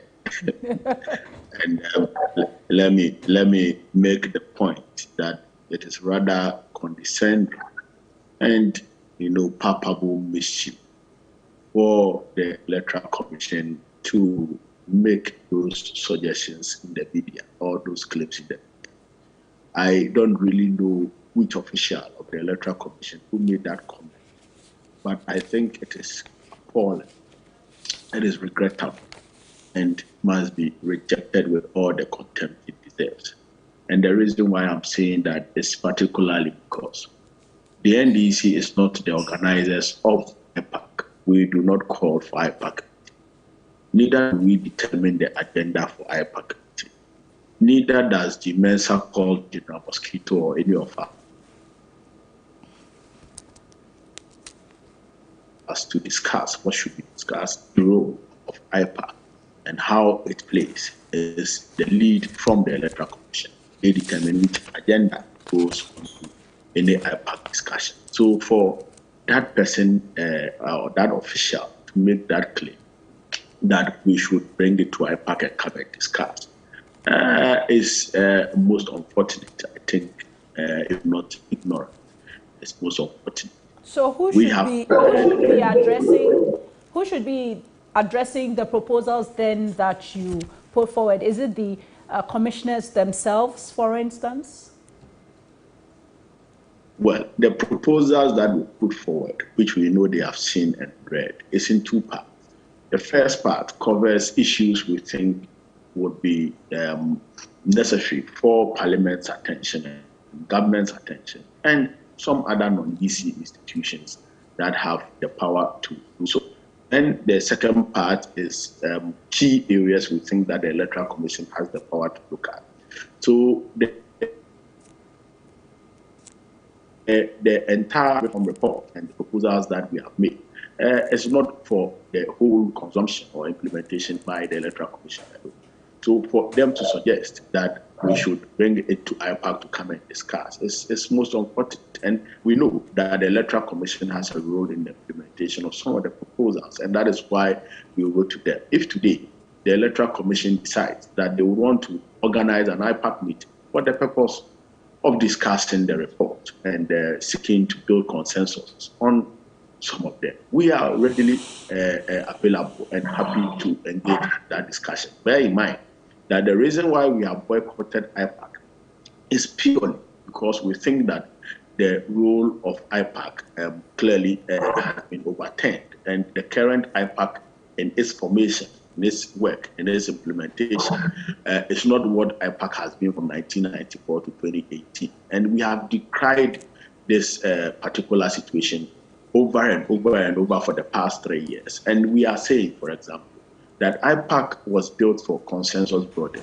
and most of the significant changes that had occurred in our electoral process, to which you have alluded to, was brought by consensus building at IPAC meetings. So we believe that if Jane Mensah and the chairperson of the Electoral Commission or the lead of the Electoral Commission want to continue on this path of a consensus building, we wouldn't have any problem at all. And I'm sure our electoral processes will only get better. And that is why, as part of our proposals, we've made significant recommendation that the role of IPAC, as it stands now, as an informal body that operates under the Electoral Commission or with the Electoral Commission or with the lead of the Electoral Commission, should be looked at so that we can give it some form of legislative backing. With that legislative back, it provides some guide, some direction on how things are supposed to be done at IPAC.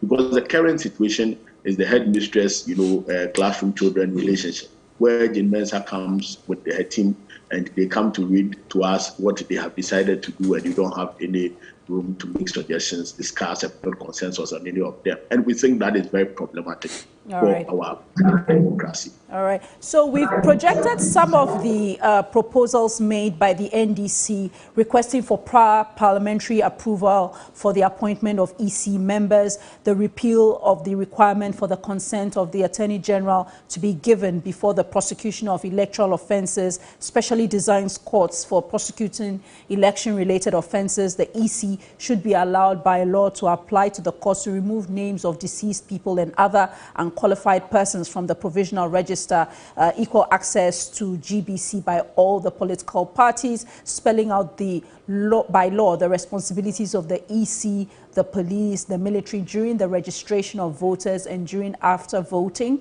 legislation to bind the EC chairperson to afford agents of participating political parties and candidates full participation in the collation of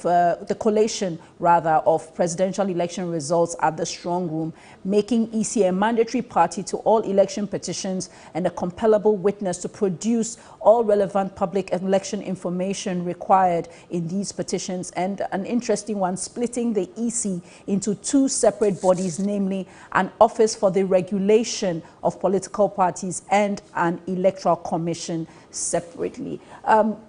Mr. Hiagba, your thoughts on these proposals put forward by the NDC? And I reference you also because as former executive director of the Dankwa Institute, one of the things I know the Dankwa Institute usually would reference in the past was a lot of issues related to electoral. I think even when it came to the biometric register issue, that was one of the key charges under Dankwa Institute that was pushed back then. Yeah. Well, thank you very much, Jifa. And I think it's important, generally, in simple terms, what electoral reforms as the NDC is seeking, you've captured it very well. For the past 29 or so years of this republic, we've been trying to make sure we enhance our electoral processes. The goal there is to try to make it responsive and therefore manage the reaction and appreciation of Ghanaians to the outcomes of our elections. So it is to ensure transparency, build confidence and trust in the electoral process. So to that extent, I think that is a welcome idea to continuously improve and make our electoral system fairer, and that everybody understands that the outcome of elections in Ghana is a representation of one man's vote, one woman's vote, a sum of which would determine who becomes the president and who is not, or parliamentarian or who is not. So to that extent, I think that we should embrace the process. But are the NDC's suggestions realistic? And we'll come to delve deep into the details of which requires, for instance, constitutional amendment, legislative amendment, and then the third bit would administrative procedures. Yes. Yes, certainly. I've gone through the list. I think some 30 or so ideas they put forward, which generally some of them the EC is working on. Some of them the EC is taking steps. Do you know which ones the EC is taking? I'm not aware of. I mean, the EC's proposals that they made in May, or May, when they had their election review workshop, was to shorten the voting hours, for instance. The other bit was also in terms of security, which was a big issue for the NEC, is that this is a matter to be managed by the security agencies. And then there was a third one, I will recall that quickly. I think there's one, I think if my memory serves me right, one where... Continuous registration. That's partially implemented. But none of those feature in the NDC's list. So when you say they are working on some of them, I'm not sure. No, so for example, the one there's one the NDC talks about, and I know the perhaps the EC is doing work on, is to apply to the court to have people who are no longer alive name, struck from the register. I'm not sure if it's fully implemented, but I think they are working on it as much as I have checked a few days or months ago. But the point is that it's welcome for us to have these conversations. But the only unfortunate thing I see, perhaps, which might be a stick in the road, is the posture, the manner in which we want to carry on the conversation. And the posture on whose part? The posture, just generally, all parties involved in the matter, to ensure that we are putting this forth as a conversation, constructive conversation. That was why I was mindful to say what reforms are. So they are not anything out of space. They are essential part of making our election more credible and ensuring that everyone involved has confidence in the outcome. So these are supposed to be conversations that is welcoming, conversations that are non-confrontational, conversations that elicit thinking and idea sharing, so that everybody will look at it and say, well, this we need, this we don't need, and so we move in that direction. So it's fair to talk about a conversation, and I think Dr. Otokuno will bear me out that I think one of the critical concerns the NDC has is that they don't feel they've been given a fair playing field. And that is why I guess the issue of IPAC becomes a big issue.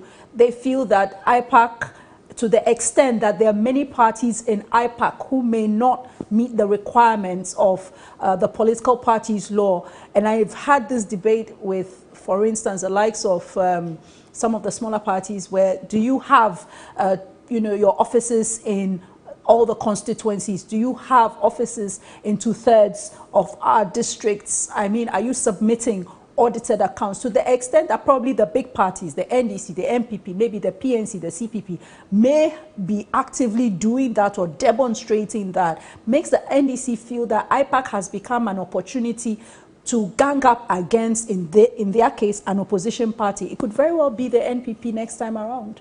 Yeah, I mean, I think so that's exactly what I want to have us be mindful of, so that we don't contextualize the conversation as a confrontational one. The prejudice of the NDC against the EC it's not going to change. Maybe what about vice versa? Exactly the point I'm going to make, that if tables were changed, if you look in history, there is that reasonable suspicion, okay, when you are in opposition, to say that maybe the Electoral Commission may be working in tandem with the government of the day, and it happens, okay? But that is to the extent that that suspicion is reasonable. But we saw in 2020, or the appointment of the Jean Mensa Electoral Commission, the entrenched positions that have been taken, that took really that reasonable suspicion from the realms of reasonableness to a point where it seems as though that there is an agenda to deal differently, you understand? Because those prejudices have become not prejudices, but essential belief of the party of the NDC, thinking that the EC is set up against them. And I don't think that we should have a position like that. The reasonableness of it is good. So I appreciate, and then perhaps Peter will appreciate this also, that we should go ahead, whether the EC thinks that they have to bring it to IPAC, which I understand that the EC will have to call an IPAC meeting. It shouldn't be that we are engaging that part of the conversation. This thing that is out, I believe that it should be considered. I think that every Ghanaian, knowing the history of electoral reforms in this country, it will be attended to, it must be talked about, and we must look at how it is that this solves any problem in our system. The legislative part of it, where Parliament will have to take action, the amendment part of it, I think there's an aspect where we have to amend. Yeah, there are some, so for instance, the one about prior parliamentary approval for the appointment of EC members, it requires some amendment to Articles 43 to 70 and 72 of the Constitution. Exactly. Because usually members of the Commission are appointed by the President. They don't go through any process, you know. And I think even the key one, really, which Peter was speaking to earlier, is the amendment of the, I think, Act 451, to allow for the institutionalization of IPAC. That's a key one. I suppose that if we are able to move in that direction, I have my doubts. Is that okay? So you are uncertain that making IPAC to institutionalize IPAC, law. Yeah, I think it's going to be problematic. But you see, this is something that we have to have conversation about. Why do you say it's problematic? To the extent that you are more or less creating a supervisory, or more or less a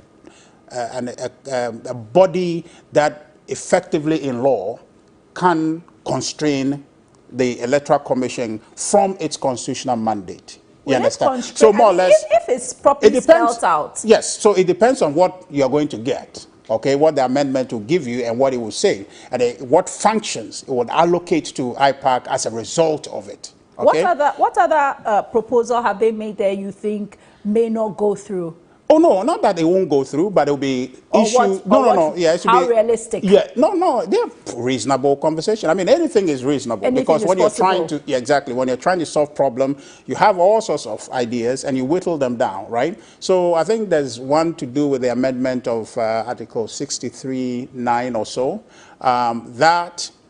Perhaps I have a feeling that, I don't know if it's an entrenched clause, what the processes will be, but generally, to see that we have a fruitful conversation about this, I welcome the idea, really, and I think most people do, is to be candid about it, and not to come to it with any presuppositions to say that, oh, this is what they're doing, this is what we want to do. Let's have a conversation about this. So this, for me, is something that we should be having. Following what challenges and complaints the NDC had, though unfounded in my view, in the past election, it brings us, all of us, to a point where we must honestly engage this and see the way forward.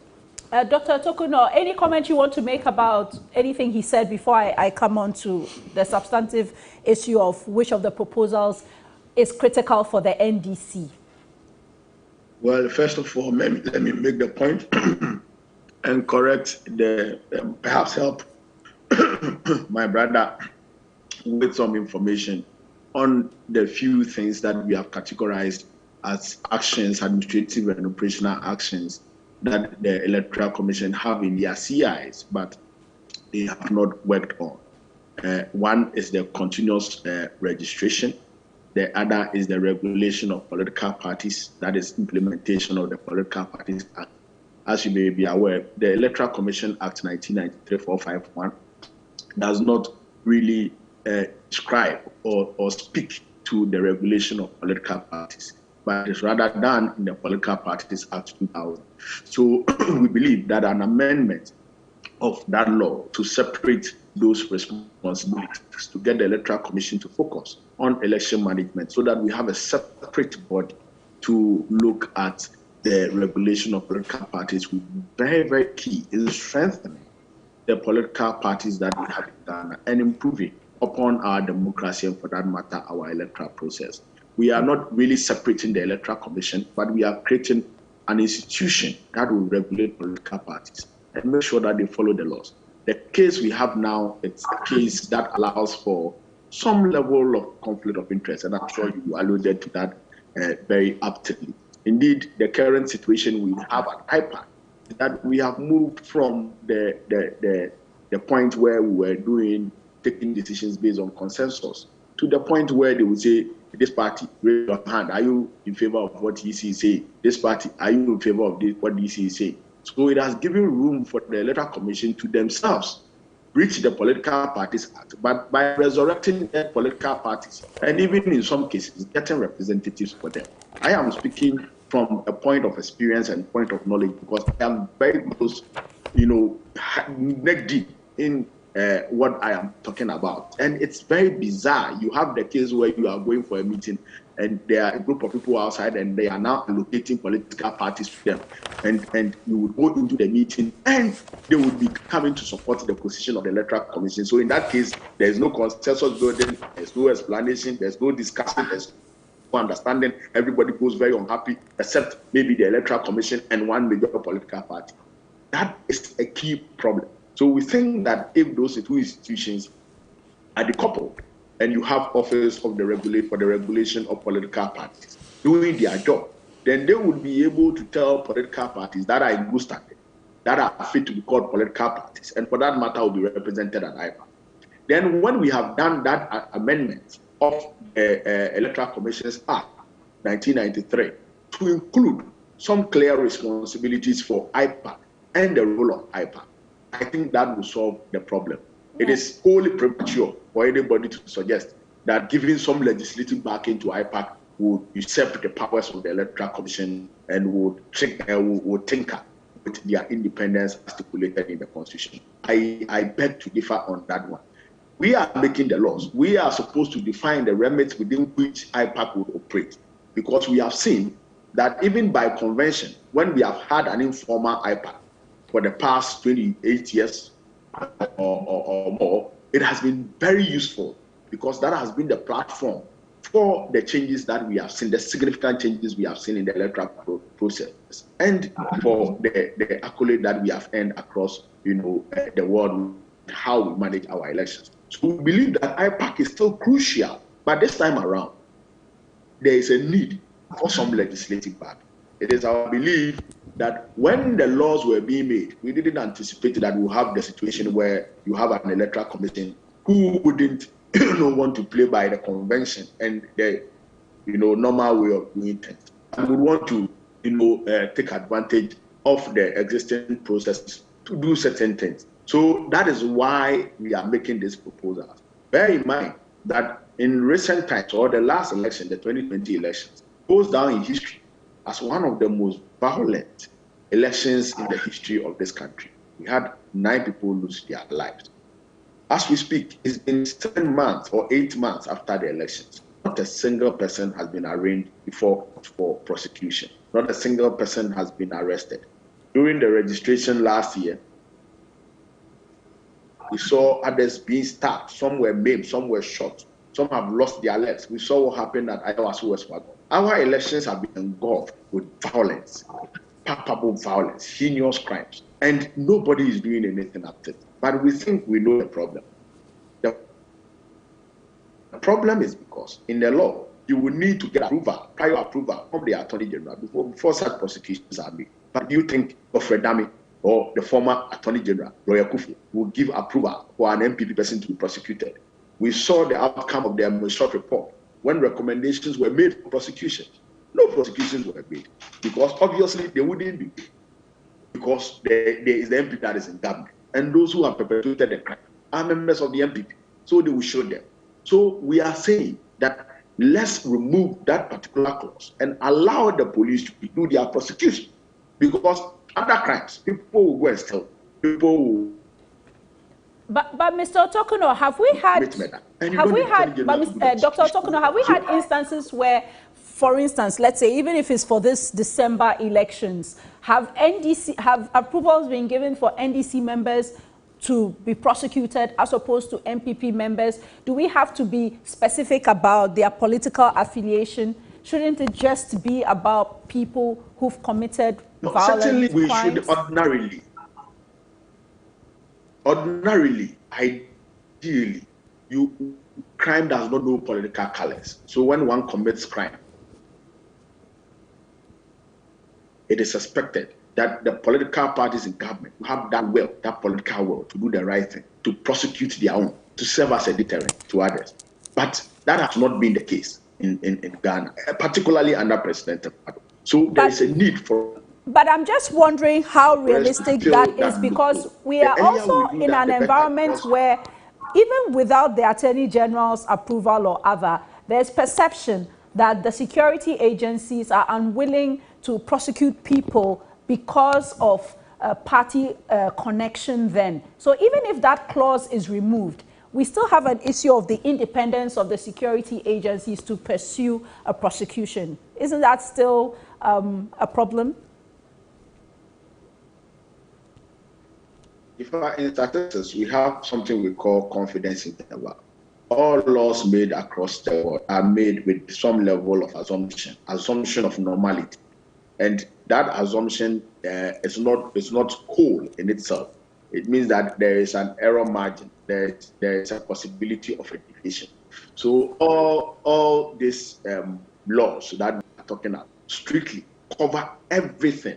It does not strictly tie the hands of everybody, but as much as possible, it must be to an extent where you believe that as many people as possible who are found culpable could be prosecuted. So when you remove the Attorney General, you have just increased the confidence interval of the operation of that particular parties that appoint the IGP would some point in time, be biased in their operations. And as we have seen in recent past, even without the Attorney General, the police have been very openly biased in their operations. So I think that we'll just reduce it, but at least it's a step forward. It gives us the confidence that we have been able to remove one bottleneck that was preventing us to fight political crimes. All right. Thank you very much, Dr. Otokuno. Your thoughts, Richard? Yeah, I think I am not opposed to my brother's position. What informs their proposition for these reforms, it's welcome. But you see, the only thing I do not want us to encourage before the conversation even begins is a suspicion that something or somebody is against the process. Because then that way you don't have a full-faith conversation about the thing and the openness it needs to then mobilize public support and participation in that conversation. It becomes a gridlock discussion, the NDC, MPP at it again. But it should be a conversation that even Ghanaians should see wisdom or the opportunity to want to engage, because we're all participants in this election, not only NDC. So but all the things they are insinuating, we all live through it. Huh? But I think we're all violence.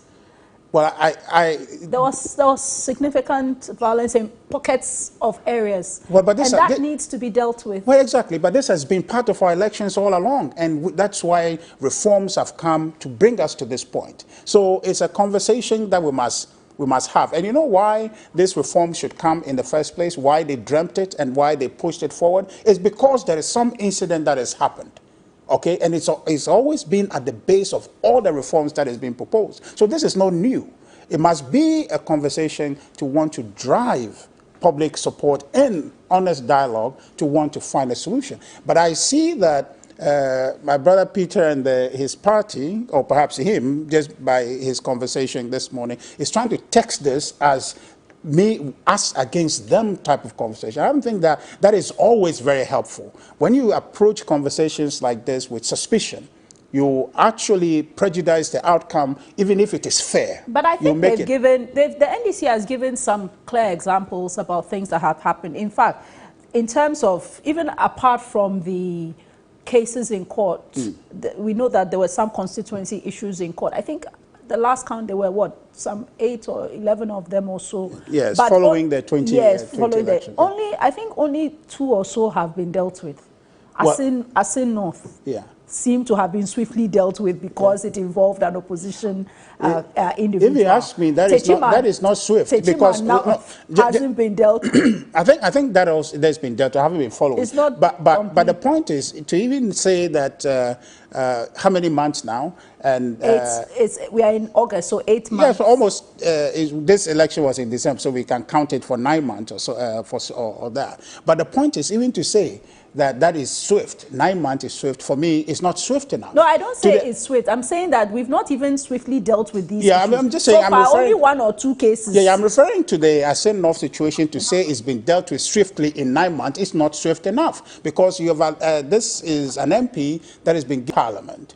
Okay, on things that the outcome of this court case suggests that he doesn't have a legal position to be in that space. So then the consequence of his decision, even this far, what are the implications of that for us? So we need to be able to deal with some of the issues before, for instance, the swearing in of Parliament. Exactly. I mean, I'm just saying that discounting all of that, not discounting necessarily in terms of they're not important, but setting them aside and looking clearly at what is before us. How did the NDC get to this space? It's because of some happenings they feel form a basis for this. And I think that has always been other people's reasons to want to advance reform. So that is a given. Now let's proceed from there and then say, let's have a broad conversation about how we move forward.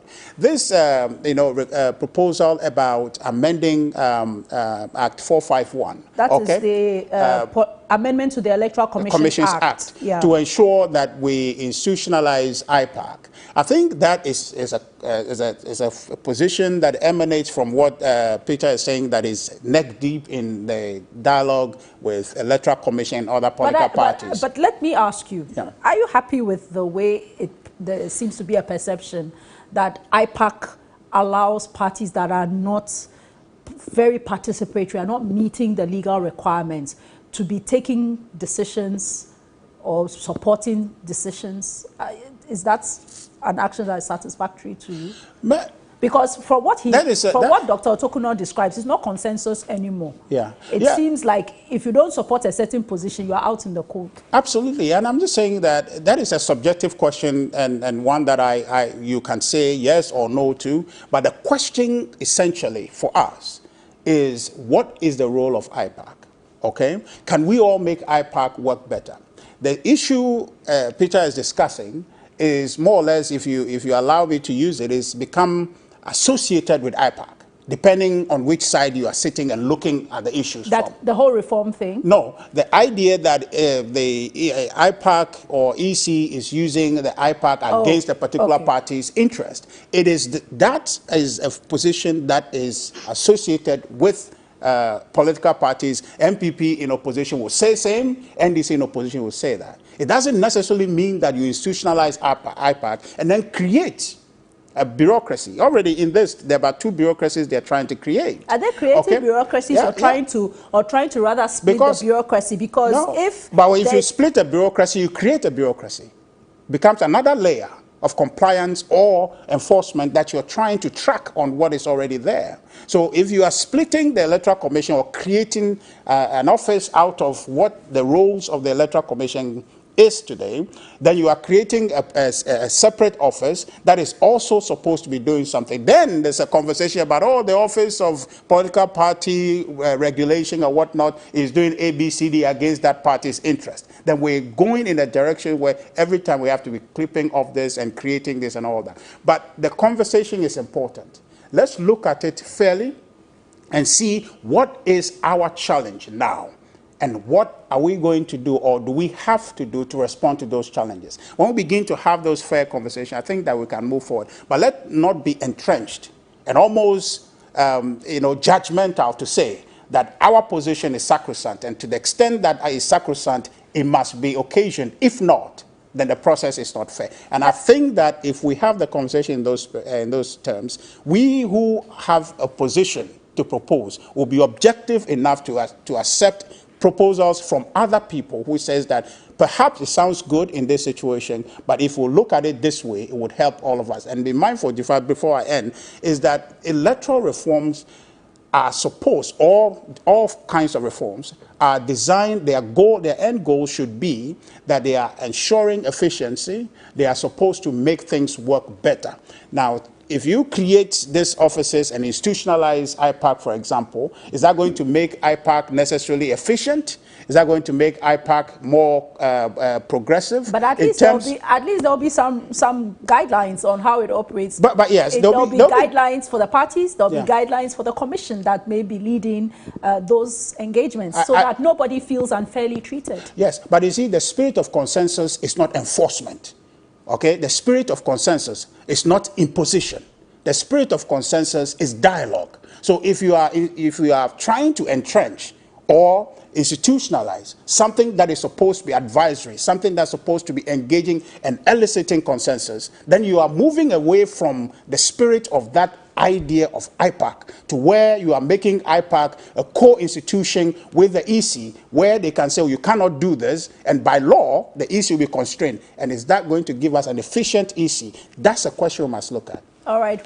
And we'll come back to Dr. Peter Otokono, who is the Deputy General Secretary of the NDC. We just want to take a quick break. We'll be right back. And you are watching The Key Points on TV3 and 3FM.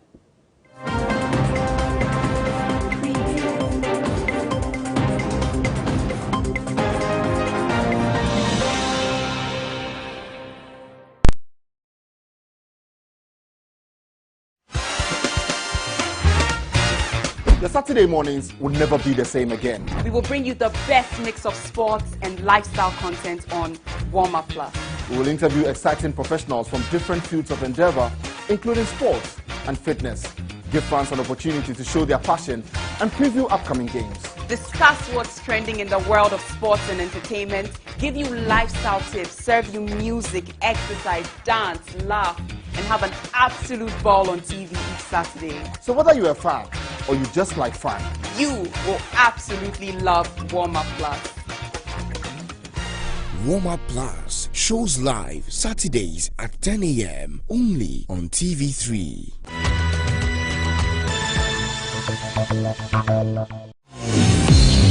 Music is that all-essential concert to hit your screens every Saturday night. Yo, them boys, we are back in That's what boys, you know we real. I don't know if I'm going to Rappers never saw what to mona. I was some of them mama and I will be the banner so film me. This Saturday we have Article 1 year.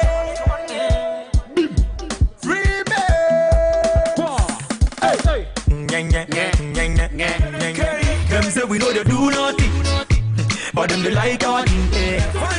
Link up, yeah. Juma, yeah. No holiday. Go. Another hit. Funding, link up, go body. You don't want to miss out on this one. Leg out. Them figures say success go past me, yo.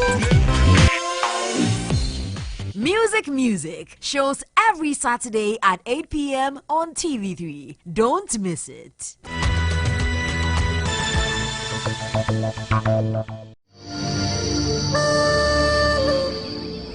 If you and the judges like their last performances, then you are yet to be thrilled to more amazing performances this Sunday. This week, it's story time. The gods of Tenzong are gods of peace and of unity. Asasefo nana kekewa yesere de bejensa Okuafo pa ani oye nana akumesu die otini sika dwaso dada.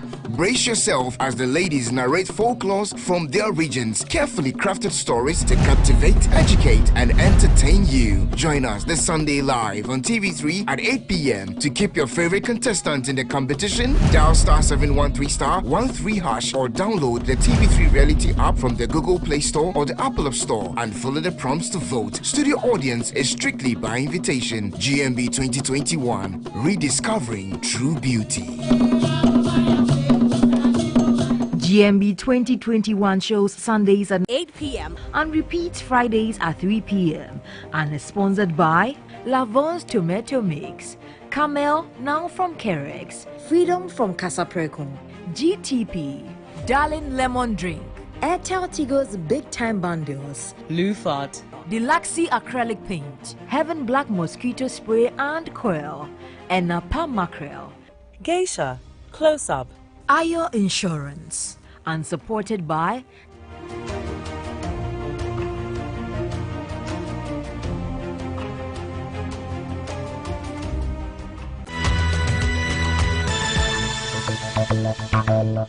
Graphic Business, in partnership with the Institute of Chartered Accountants Ghana, brings to you yet another exciting season, the Tertiary Business Sense Challenge version 3.0. It's time to get down to business. 18 business schools, but there can only be one ultimate winner. Which school will emerge victorious? Cheer on your school every Tuesday at 5 p.m. and every Saturday at 1 p.m. only on TV3. Tertiary Business Sense Challenge version 3.0. Sponsored by MTN Ghana, PwC Ghana, Compu Ghana, Glyco, Ghana National Association of Teachers, NAT, Chartered Institute of Management Accountants, CIMA, with technical support from ICAG, CIMA, and CIMG.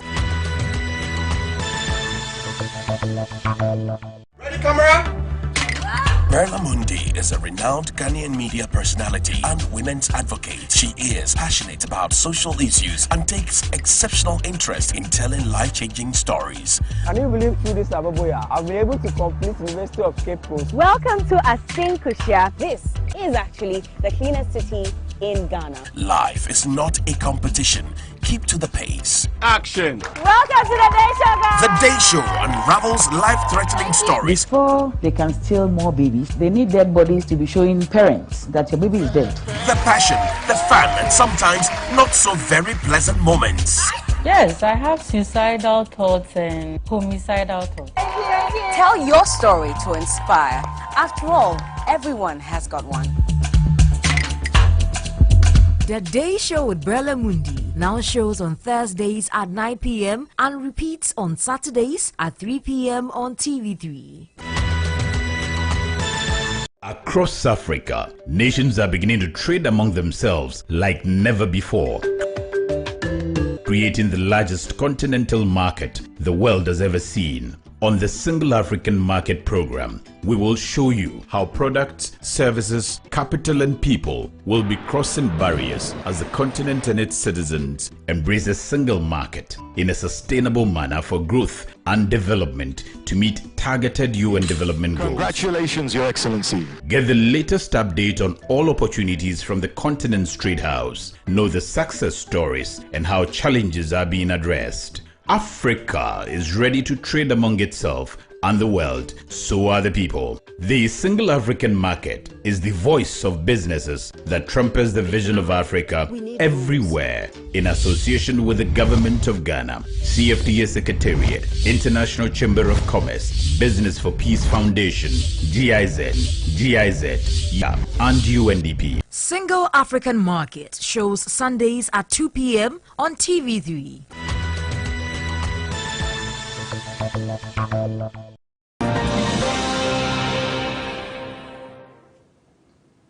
And you're welcome back to the Key Points. My name is Jifa Bampo. In studio, I have Richard Ahiagba, who is the former executive director of the Dankwa Institute, and then Dr. Peter Boama Otokuno, Deputy General Secretary of the NDC. Let's take some of your messages and I'll come to Dr. Otokuno. Jifa, I think it's not fair for the EC to direct the NDC to submit their proposals to IPAC when we all know that IPAC isn't institutionalized. The best institution to receive this proposal is the Electoral Commission, and that's from Bless Graham from the University of Ghana. Musa Abattoir in Kumasi writes, Jifa, the proposed reform by the NDC is welcome news, but I think if the EC chairperson was allowed to mount the witness box to testify in respect of the 2020 elections, the proposals could have been unnecessary because the Supreme Court then would have dealt with those issues. Our electoral system does need some overhauling. Hashtag the key points. This one from Baba Chairman Tamale says, Mr. Siedu Nketia and the NDC will not stop amazing us. The same NDC was invited by the Electoral Commission, but they refused, only turning around to bombard us with their proposed reforms. The NDC must know that IPAC plays by its own rules and not that of the NDC. This one from Alaji Haruna at a shy man says, Jifa, good morning. The NDC proposals to the Electoral Commission. Why should the NPP respond to it? They should allow the EC to respond. So I guess to the extent that the NPP is also a stakeholder in elections and in our governance process, they also do need to have a view on the proposals being made. Koshi Badohu writes, Jifa, the proposal for the continuous registration of voters at the constituency center would rock the boat. The Constitution imposes residency requirements on voters. If I visit the constituency center of Keta claiming I'm from Anyako, how would that be verified? This is a recipe for voter displacement. So I'm sure the Electoral Commission will have its way of ensuring that people meet the requirements when the continuous registration process continues, once they begin to implement that. So Dr. Otokuno, let me come to you now. One of the things Richard is concerned about is creating multiple layers of bureaucracies. And some of the proposals made, for instance, splitting the EC into two separate bodies, creates another bureaucracy. In terms of the IPAC being backed by legislation, there's also a concern there about really whether this is rather should not be a way to engage, to dialogue. Do we have to necessarily codify those?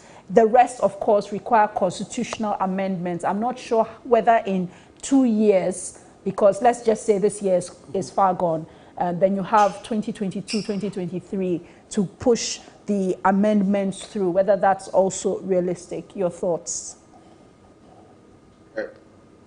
First of all, I think that the assertion by Richard that this creation of the Office of Regulation of Political Parties would be an added bureaucracy.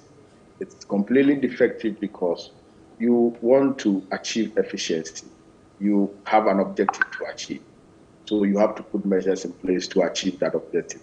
If the measure is to create an office that will do the regulation, decentralizing the responsibility so that you can get the Electoral Commission to focus on all its core mandate of managing the elections, so as to make the regulation of political parties.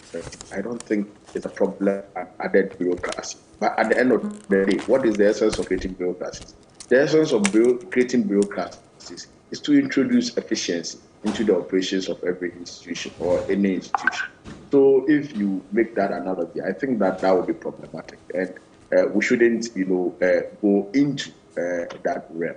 After all, not to interrupt your trend of thought, but if you have a second body, Office for Regulation of Political Parties, then do we still need IPAC to be codified? Because probably they'll be dealing with the same kind of issues then that IPAC has been dealing with, albeit on a convention or consensus level. Absolutely not, Jifa. Absolutely not, because the Office of Regulation of Political Parties is completely different from the management of elections. And that's why we have made a point that Electoral Commission should focus on management. The role of IPAC is to assist Electoral Commission in the management of elections, not in the regulation of political parties. At IPAC, we do not have any say on the regulation of political parties. And as I intimated earlier, the Political Parties Act 2000 is the law that describes what political parties are supposed to do and how they are supposed to be regulated. In the Electoral Commissions Act 1993-451, there is no description, there is no discussion on the regulation of political parties and what is required of political parties to put them in good standing. So those are separate issues. It doesn't come anywhere near the issues we are raising with IPAC. The issues we are raising with IPAC is that IPAC has assisted in the management of elections. IPAC is a platform of political parties. So if regulatory organizations are able to regulate political parties very well, the political parties in good standing are those that will be represented at IPAC. Then at IPAC, when we have given it legislative backing, we would help the Electoral Commission to make operational arrangements and build operational consensus on things that is required to be done in the electoral process that will make our elections management efficient. And so these are two separate things. But one other important thing that we have made proposals on in the report is the appointment of the Electoral Commission. The assumption that was put into making provisions in Article 70, Clause 2 and Section 4 is that you would have a president who would think about, building a more sovereign, united society, building consensus in terms of decision making, and having a president who does not make appointments with malice and does not focus on the political interests of his political party alone. So the assumption was that, okay, the president should appoint the Electoral Commission in consultation with Council of State. And what we have realized is that ostensibly, the members of the Council of State are appointees of the president. So then you will be looking at the president consulting himself on the appointment of a critical office, like the principal democratic officer of the country, which is the chairperson of the Electoral Commission, and even the members of the commission. We think that that has been problematic. We had President Rawlings appoint Afarijan. Afarijan, and the way he did these things was completely different. Even if his appointment was met with some resistance, he tried to build some level of confidence from all political parties and from the people so that he will earn the support of the people to deliver on his mandate. Charlotte Osei did the same. But what we are seeing with the current commissioners at the Electoral Commission is that they do not even care about the confidence the people have in the institution. So for that matter, the fairness, the transparency, the integrity, that is supposed to be the core values of the Electoral Commission that they are supposed to work with, have been thrown to the dogs. And that has been our cry from the last 3 years since the Mensa took office. Because there's absolutely no transparency, integrity is not at play, because they choose to do things anyhow. And they have virtually worked like they were appointed to manage elections for the president. And I think that is most unfortunate. So what we are saying in these recommendations is that let's increase the layer for approval or for acceptability of any nominee for the chairperson of the Electoral Commission or any member of the Electoral Commission. So in the case of the Chief Justice, which is also supposed to be an independent body, you have the Chief Justice nominated in consultation of the Council of State. Then it goes to Parliament. The Chief Justice is vetted, and it goes to the floor of Parliament. It could be unanimous approval or otherwise. But what we are saying is that the office of the Electoral Commission is even more critical in so many respects than the Chief Justice's office, because the elections have implications for the peace and tranquility of the country. Whether the country will be run peacefully, whether we would go into chaos, whether there will be disaster, it's based on elections. All countries that have gone to war have gone to war because of leadership, because of elections. So we think that the appointment of Electoral Commission should receive a higher level of acceptability, bipartisan acceptability. And if that is what we are considering, and we are suggesting or proposing that we should increase the level of approval or the level of consideration and consultation for the appointment of the chairperson of the Electoral Commission. In that case, when the consultation is done with Council of State, it goes to Parliament, the officer is vetted, it goes to the floor of Parliament. And this time, we are proposing a two-thirds majority of Parliament. So, depending on the number of political parties that are represented in Parliament, if you are looking at two-thirds, then you are looking at a bipartisan or a multi-partisan acceptability of the chairperson of the Electoral Commission or the members of the commission. In that case, you will not start the office of an Electoral Commission with mistrust. Bear in mind that the National Security recently released a report, and in that report, they are suggesting that the mistrust between the Electoral Commission and political parties and the general public is a recipe for chaos. In fact, it's a threat to our security. So it is important that we look at that foundation so that we are able to build some confidence, some mass confidence and trust in the Electoral Commission at the onset of their mandate. Then the role and the leadership of the commissioners will also come into play, because when you have even started with the confidence and the support of the people, the way you conduct affairs will be very important. But those ones, it would be very difficult to determine that, because they are more discretionary. What the Mensa is doing is that the Constitution and the laws allows a bigger discretionary space. So she applies the discretions with ability. And that is what we are trying to solve with these proposals. Indeed, we have met various organizations about the fact that we wrote to the Electoral Commission, we wrote to various development partners, we wrote to various society organizations, and we have subsequently engaged them and taken them through this report. All right, that's good to know, because I was coming to the point that I know you've met the TUC, and I know that there's the plan to do these additional engagements. I'm not sure who else the NDC has met, but what has been the response? Have they given you a sense of, for instance, which of the reforms they feel they can back quickly and will see the light of day, and which ones which maybe you may have to shelve for the moment? Incidentally, the response has been a unanimous approval of all the engagements that we have had. Almost every single institution is excited about the level of thoroughness that this research reform proposal is proposing to fix the electoral process. So it's been unanimous, and I could hear from my friend Richard in the studio struggling, to see if he can even get faults, and it's very difficult to find any. And I was very gratified when he said that this is a very good document, and he thinks that further discussions will help and all that. That is why we are embarking on these consultative discussions. Indeed, we have written to the MPP themselves, and they have read the report. Last time when I met the General Secretary, he said that he had written a response, but we have not seen the response yet. But I think that because of the independent nature of this work that we have done, not considering any political interests that we may secure in future in respect of this amendment, it has allowed and enhanced the acceptability. And we are just hoping that the institutions that are responsible for these various actions that we have proposed would see the good in what we are seeking to achieve with strengthening our electoral system, making it robust, and support us to achieve this. We are very hopeful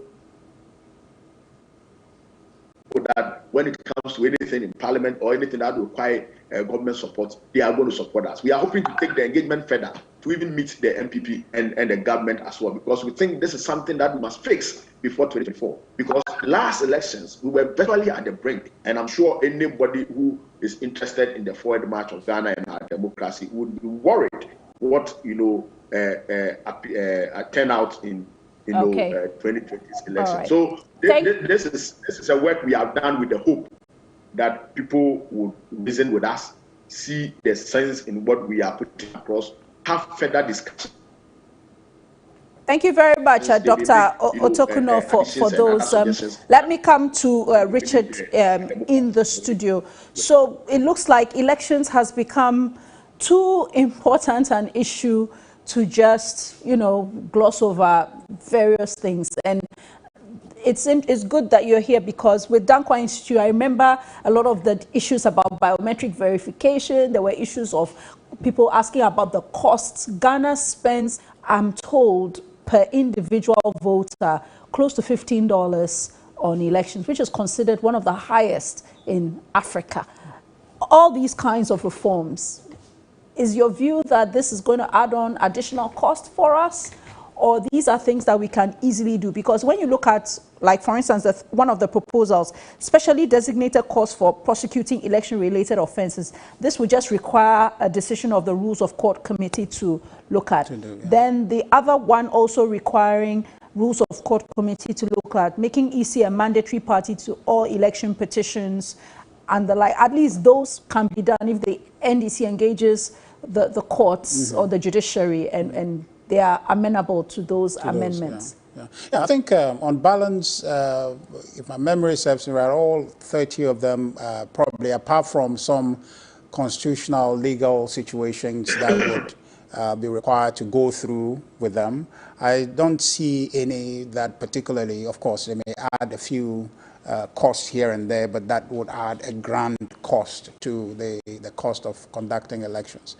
The truth of it is that democracy is, by its nature, is expensive, and it's just as critical as the governance itself to ensure that elections are credible and is believable and people can abide by that outcome. So to that extent is money well spent. We just need to focus a bit more and look at the procurement situations to do with it, and then be a bit more deliberate in making the choices that we're making to make sure that we put on our elections. Some of them we have to be a bit frugal to make sure that some of the costs are looked at very closely. So to the extent that this have come, even if it's going to add cost, it must be looked at very closely. That's my position. The only, I won't say it's a challenge. The only caution, I think, that a proponent being the NDC of the idea that we reform our electoral process to enhance it. I think that that is the motive, and that is the mindset with which they come to this, must promote this, must secure the buy-in of Ghanaians, which I understand they're doing. But that must be from a place of a national interest seeking, rather than appearing a partisan political perspective. And in that case, appearing to be a reaction, okay, to an election where they think that, oh, this has happened, so therefore let's check it so it doesn't happen to us. But to approach a conversation in a way that we're seeing the bigger picture, like you're talking about biometric verification, it's brought us to a point, right? And I think one of the proposals they have there is, I think, to have the biometric printout to be made available to all political parties. These are things that will not add cost, but just administrative stuff that the EC can do. Yeah. But my concern, and I think Peter recognizes that, is the amendments that they are seeking, even to 451, 574, and even CI 127. There's an amendment they are seeking there. That probably is not too problematic. The EC can just take the processes and the Parliament to look at it. And we have an interesting Parliament today, which is a balanced Parliament. Exactly. So anything is possible. Exactly. So this is a moment where we need consensus. If what we want is to have an honest reform to our electoral processes, it shouldn't be more or less, it shouldn't be a thing of argument in Parliament for all parties to see the interest. But the conversation must be honest. It must be text in a way that we are seeing the interest of this country. But if I just imagine, for example, that you have amended Act 451, right? The Electoral Commissions Act, you've amended that. And you've split them. And you split them. And so you have empowered IPAC, institutionalized IPAC, and then there's a decision, okay? IPAC is meeting and they have to decide about something 2 days or 4 days to an election or a month to an election. And the NPP decide to boycott, okay? That's IPAC sitting, okay? In which case, it could be any political party. Just briefly, and it could be any political party. And for which reason, IPAC will not have a quorum to decide on the matter. Now it's a constitutional body, or not a legislative body, okay, powered that way. Do you think we're going to move forward? When originally the vision and the dream of IPAC is to be an advisory body, but now it is not. It's become a legal enterprise that is equally empowered to constrain the EC. We must look at it. Let's not be reactionary, because this reason why they want to institutionalize this has always been there. The NDC, when it's in power, the NPP will allege same. The NDC alleging this thing. The value of this is to improve and make our electoral system efficient. Let's look at it and not move into it. That's why the conversation must be honest and not confrontational. All right, and unfortunately, that's all time will allow us for now. We will come back to the reforms conversation soon, once we are able to get everyone in studio. It's been a funeral day for many of our participants. Our condolences to the Honorable Samuel Okudzeto-Ablakwa, for which reason why a lot of the NDC folks are not able to be in studio today. So we'll be right back with our third topic with the Acting Director General of the Public Affairs Department of the Ghana Police Service. This is the Key Points. Thank you for joining us.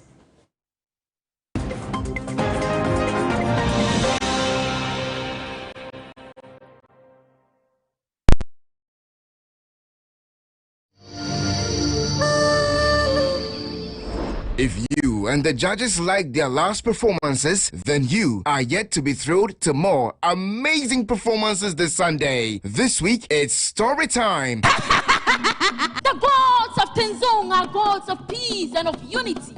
As I say, Nana Kekewa, yes, said the Bejensa, O Kuya for Pa. I knew Yana Mesudie. Brace yourself as the ladies narrate folklores from their regions, carefully crafted stories to captivate, educate, and entertain you. Join us this Sunday live on TV3 at 8 p.m. to keep your favorite contestant in the competition. Dial *713*13# or download the TV3 Reality app from the Google Play Store or the Apple App Store and follow the prompts to vote. Studio audience is strictly by invitation. GMB 2021, rediscovering true beauty. GMB 2021 shows Sundays at 8 p.m. and repeats Fridays at 3 p.m. and is sponsored by Lavon's Tomato Mix, Camel now from Kerex, Freedom from Casaprecon, GTP, Darling Lemon Drink, Airtel Tigo's Big Time Bundles, Lufat, Deluxe Acrylic Paint, Heaven Black Mosquito Spray and Coil, and Napa Mackerel, Geisha, Close Up, Ayo Insurance, and supported by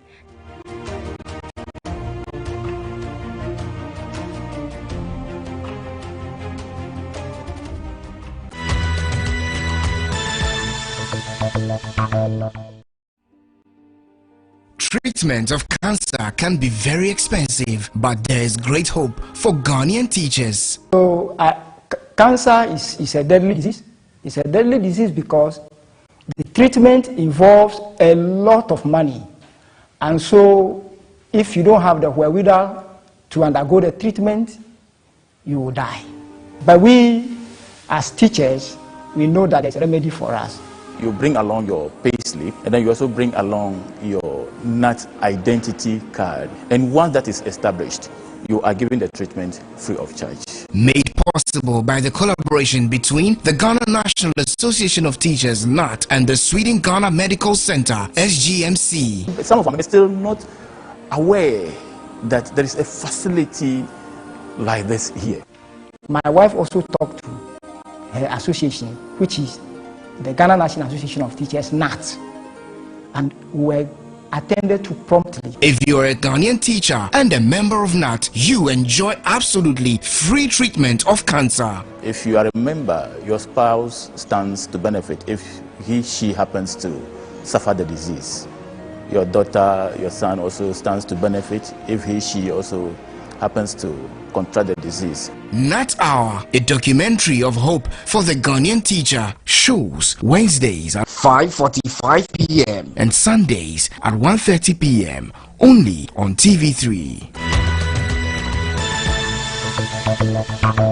Graphic Business, in partnership with the Institute of Chartered Accountants Ghana, brings to you yet another exciting season, the Tertiary Business Sense Challenge version 3.0. It's time to get down to business. 18 business schools, but there can only be one ultimate winner. Which school will emerge victorious? Cheer on your school every Tuesday at 5 p.m. and every Saturday at 1 p.m. only on TV3. Tertiary Business Sense Challenge version 3.0 is sponsored by MTN Ghana, PwC Ghana, Compute Ghana, Glyco, Ghana National Association of Teachers, NAT, Chartered Institute of Management Accountants, CIMA, with technical support from ICAG, CIMA, and CIMG.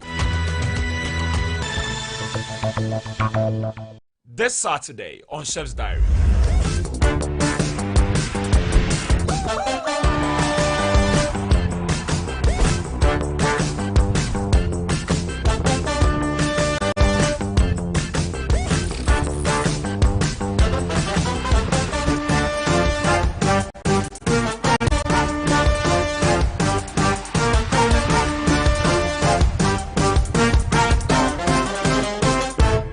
This program is brought to you by CBG and supported by Tasty Tom, Frito Sunflower Oil, Fortune Rice, Yaz Luxury Tissues, and GTP. Chef Diary shows Saturdays at 5:30 p.m. on TV3.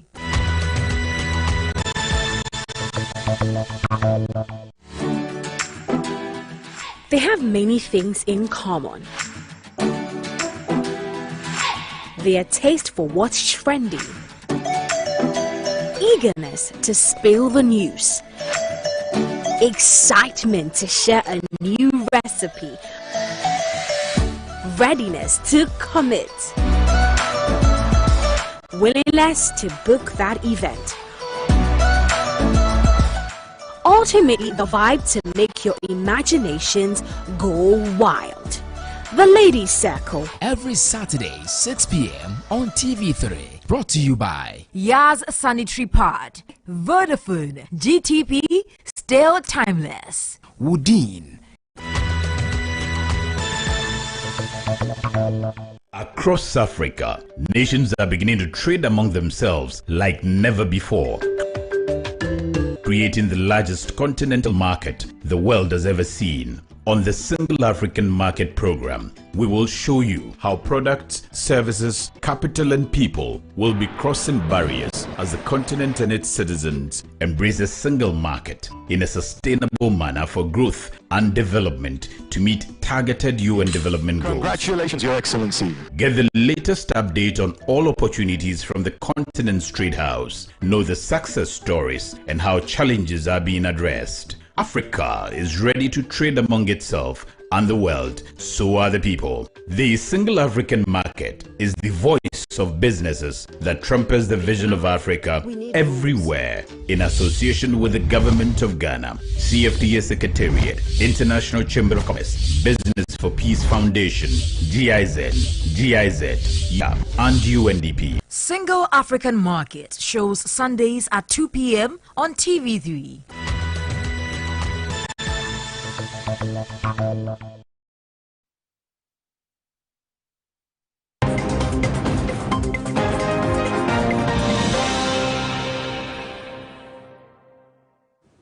You're welcome back to the key points here on TV3 and 3FM. So during the last week, TV3 and 3FM led a thought leadership discussion on examining security in Ghana, options for action. A key number of issues came up about the ability of the police to really handle the crime situation that we have seen in the first 2 quarters of this year. There have been severe crime issues in the Western region where mobile money vendors were suddenly attacked with reckless abandon. We also saw lots of attacks and killings in the Ashanti region where we saw people being beheaded, others being shot. Those are ordinary people, cases that are now under investigation.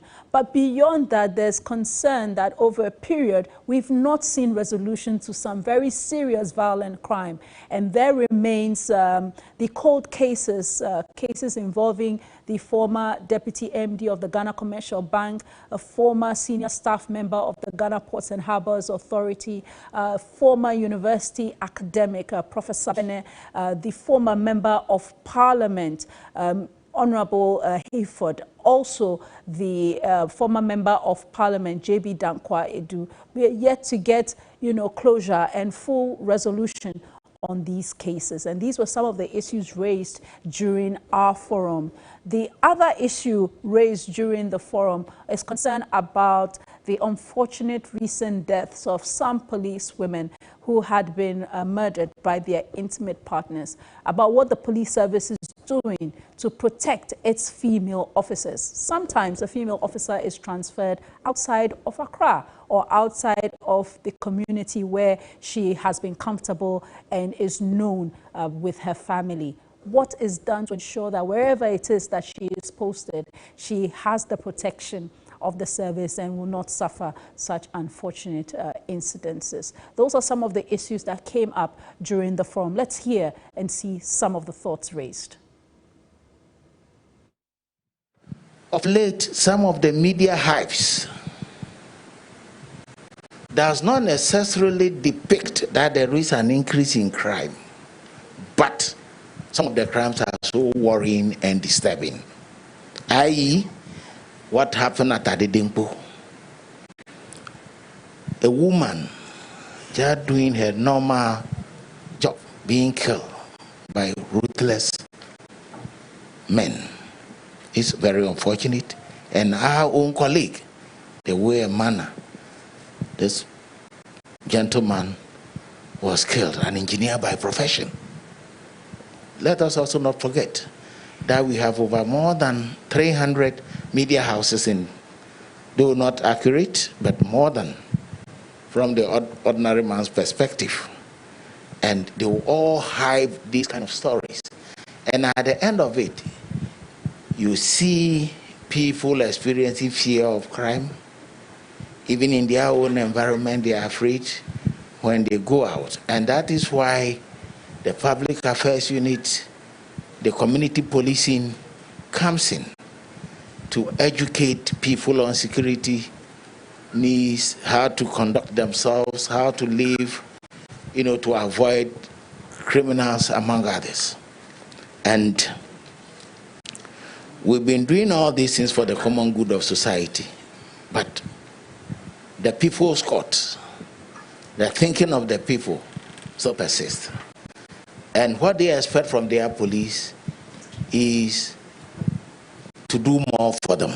And I can assure you that the present Inspector General Police, the current Inspector General Police, Dr. George Ekufu-Dampare, is so determined to take the police to another level. And that's ACP Kwesi Fori, who is the Director General of the Public Affairs Department of the Ghana Police Service. As part of that discussion, we also had Professor Ernest Kofi Abochi, who is the Dean of the UPSA's Faculty of Law. Here are his thoughts about how the police can merge its role together with that of the public. Murders that are unresolved. Unresolved murders create the perception that further murders may happen and they may be unresolved, and your own murder may happen, and nobody will be held to account for that. It is therefore imperative that the police demonstrates a capacity. A policeman who doesn't have adequate training gets angry quickly. And because he doesn't understand the scope of his work, it is easy for him to take his anger on you, thinking you are the one who's standing in his way. Professor Kofi Abochi argued that adequate security cannot be compromised and therefore tasked the police service to provide training and capacity building to ensure that the highest level of security is achieved. Crimes happen, and before the police get there, or the police are even there, and the whole crime scene is messed up. Because people are walking on the crime scene and the police are having a hard time keeping people off the crime scene. How many police stations in Ghana have fingerprinting equipment? In other words, when they bring someone to the police station, the first thing, how many police stations have that basic equipment or that basic whatever it is to take the fingerprint of a suspect so that even if that suspect runs the next day, they'll still be able to trace him somehow and get him once he's arrested somewhere? Meanwhile, and that's Professor Ernest Kofi Abochi, and one of the things, obviously, to deal with crime such as the cold cases we've had is to have the technological equipment to allow us identify potential suspects. Even the whole process of forensic management remains a challenge for us in the effort to deal with these crimes. Well, the Honorable MP for Wa West, Peter Tobu, was also part of this whole discussion, where he talked about efforts to improve or overhaul how the police works. From 1957 to 1992, we've had the First Republic, the Second Republic, and the Third Republic, all summing up to about 15 years. The rest of the years in the 35-year period from 1957 to 1992, we were under military dictatorship. So 20 years of military dictatorship, and the longest was actually from 1981 to 1992, 11 years. And right after this military dictatorship, we moved straight into the Fourth Republic democracy. We adopted the 1992 Constitution. And I've always said, moving from military rule to democratic rule requires some deliberate effort to reforming the security sector to be a par with democratic tenets. If you don't do that, and you carry a military mentality of policing, You carry a military mentality of an immigration officer. You carry a militarized brain into a democratic setting. You, of course, be working very hard, doing the best that you can, but all of a sudden you realize that the citizens will not be impressed. They will not be impressed because you are not democratic enough. So Ghana's security sector reform is lagging behind time 28 years. We should have done this in 1992. But as I've been saying, ladies and gentlemen, better late than what? Never. Peter Lanchin Tobu, the MP for Wawes and former executive secretary to the IGP David Asante Apietu there, speaking about improving the Ghana Police Service, how they work. And part of it is all a whole new strategy. We know there's a national security strategy that is being implemented.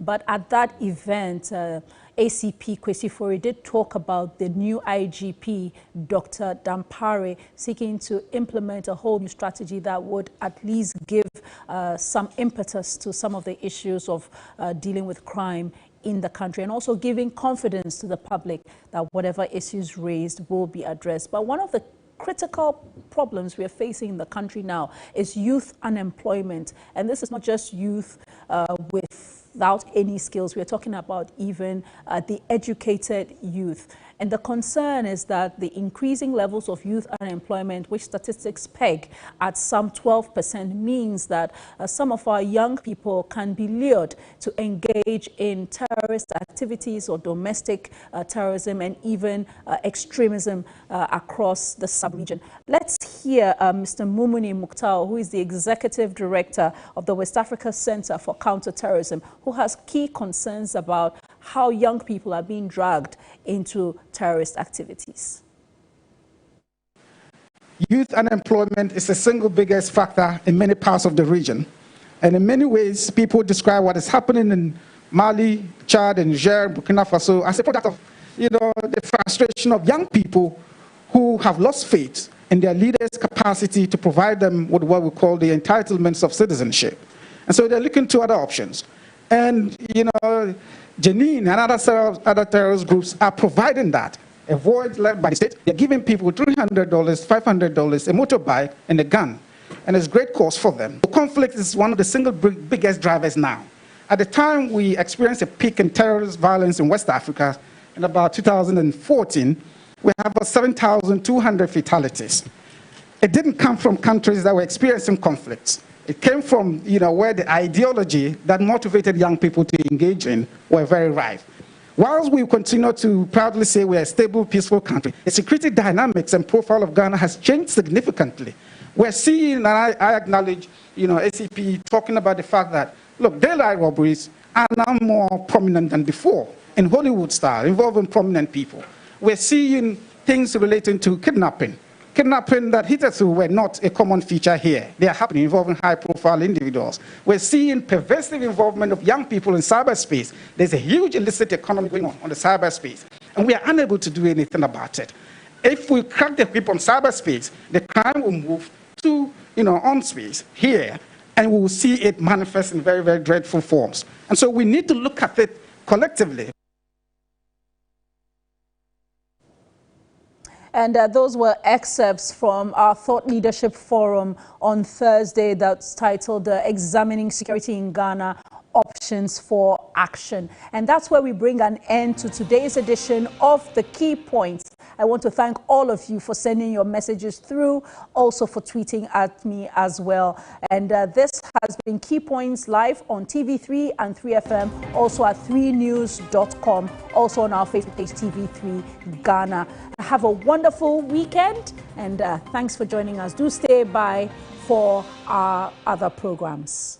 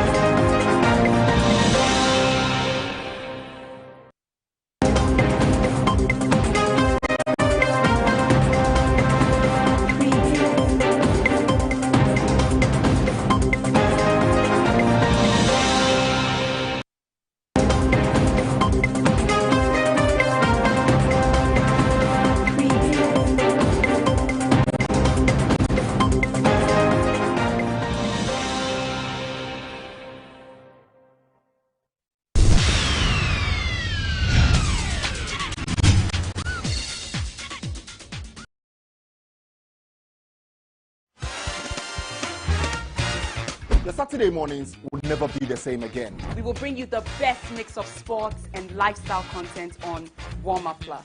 We will interview exciting professionals from different fields of endeavor, including sports and fitness. Give fans an opportunity to show their passion and preview upcoming games. Discuss what's trending in the world of sports and entertainment, give you lifestyle tips, serve you music, exercise, dance, laugh, and have an absolute ball on TV each Saturday. So whether you're a fan or you just like fun, you will absolutely love Warm Up Plus. Warm Up Plus shows live Saturdays at 10 a.m. only on TV3. Graphic Business, in partnership with the Institute of Chartered Accountants Ghana, brings to you yet another exciting season, the Tertiary Business Sense Challenge version 3.0. It's time to get down to business. 18 business schools, but there can only be one ultimate winner. Which school will emerge victorious? Cheer on your school every Tuesday at 5 p.m. and every Saturday at 1 p.m. only on TV3. Tertiary Business Sense Challenge version 3.0. Is sponsored by MTN Ghana, PwC Ghana, Compu Ghana, Glyco, Ghana National Association of Teachers, NAT, Chartered Institute of Management Accountants, CIMA, with technical support from ICAG, CIMA, and CIMG.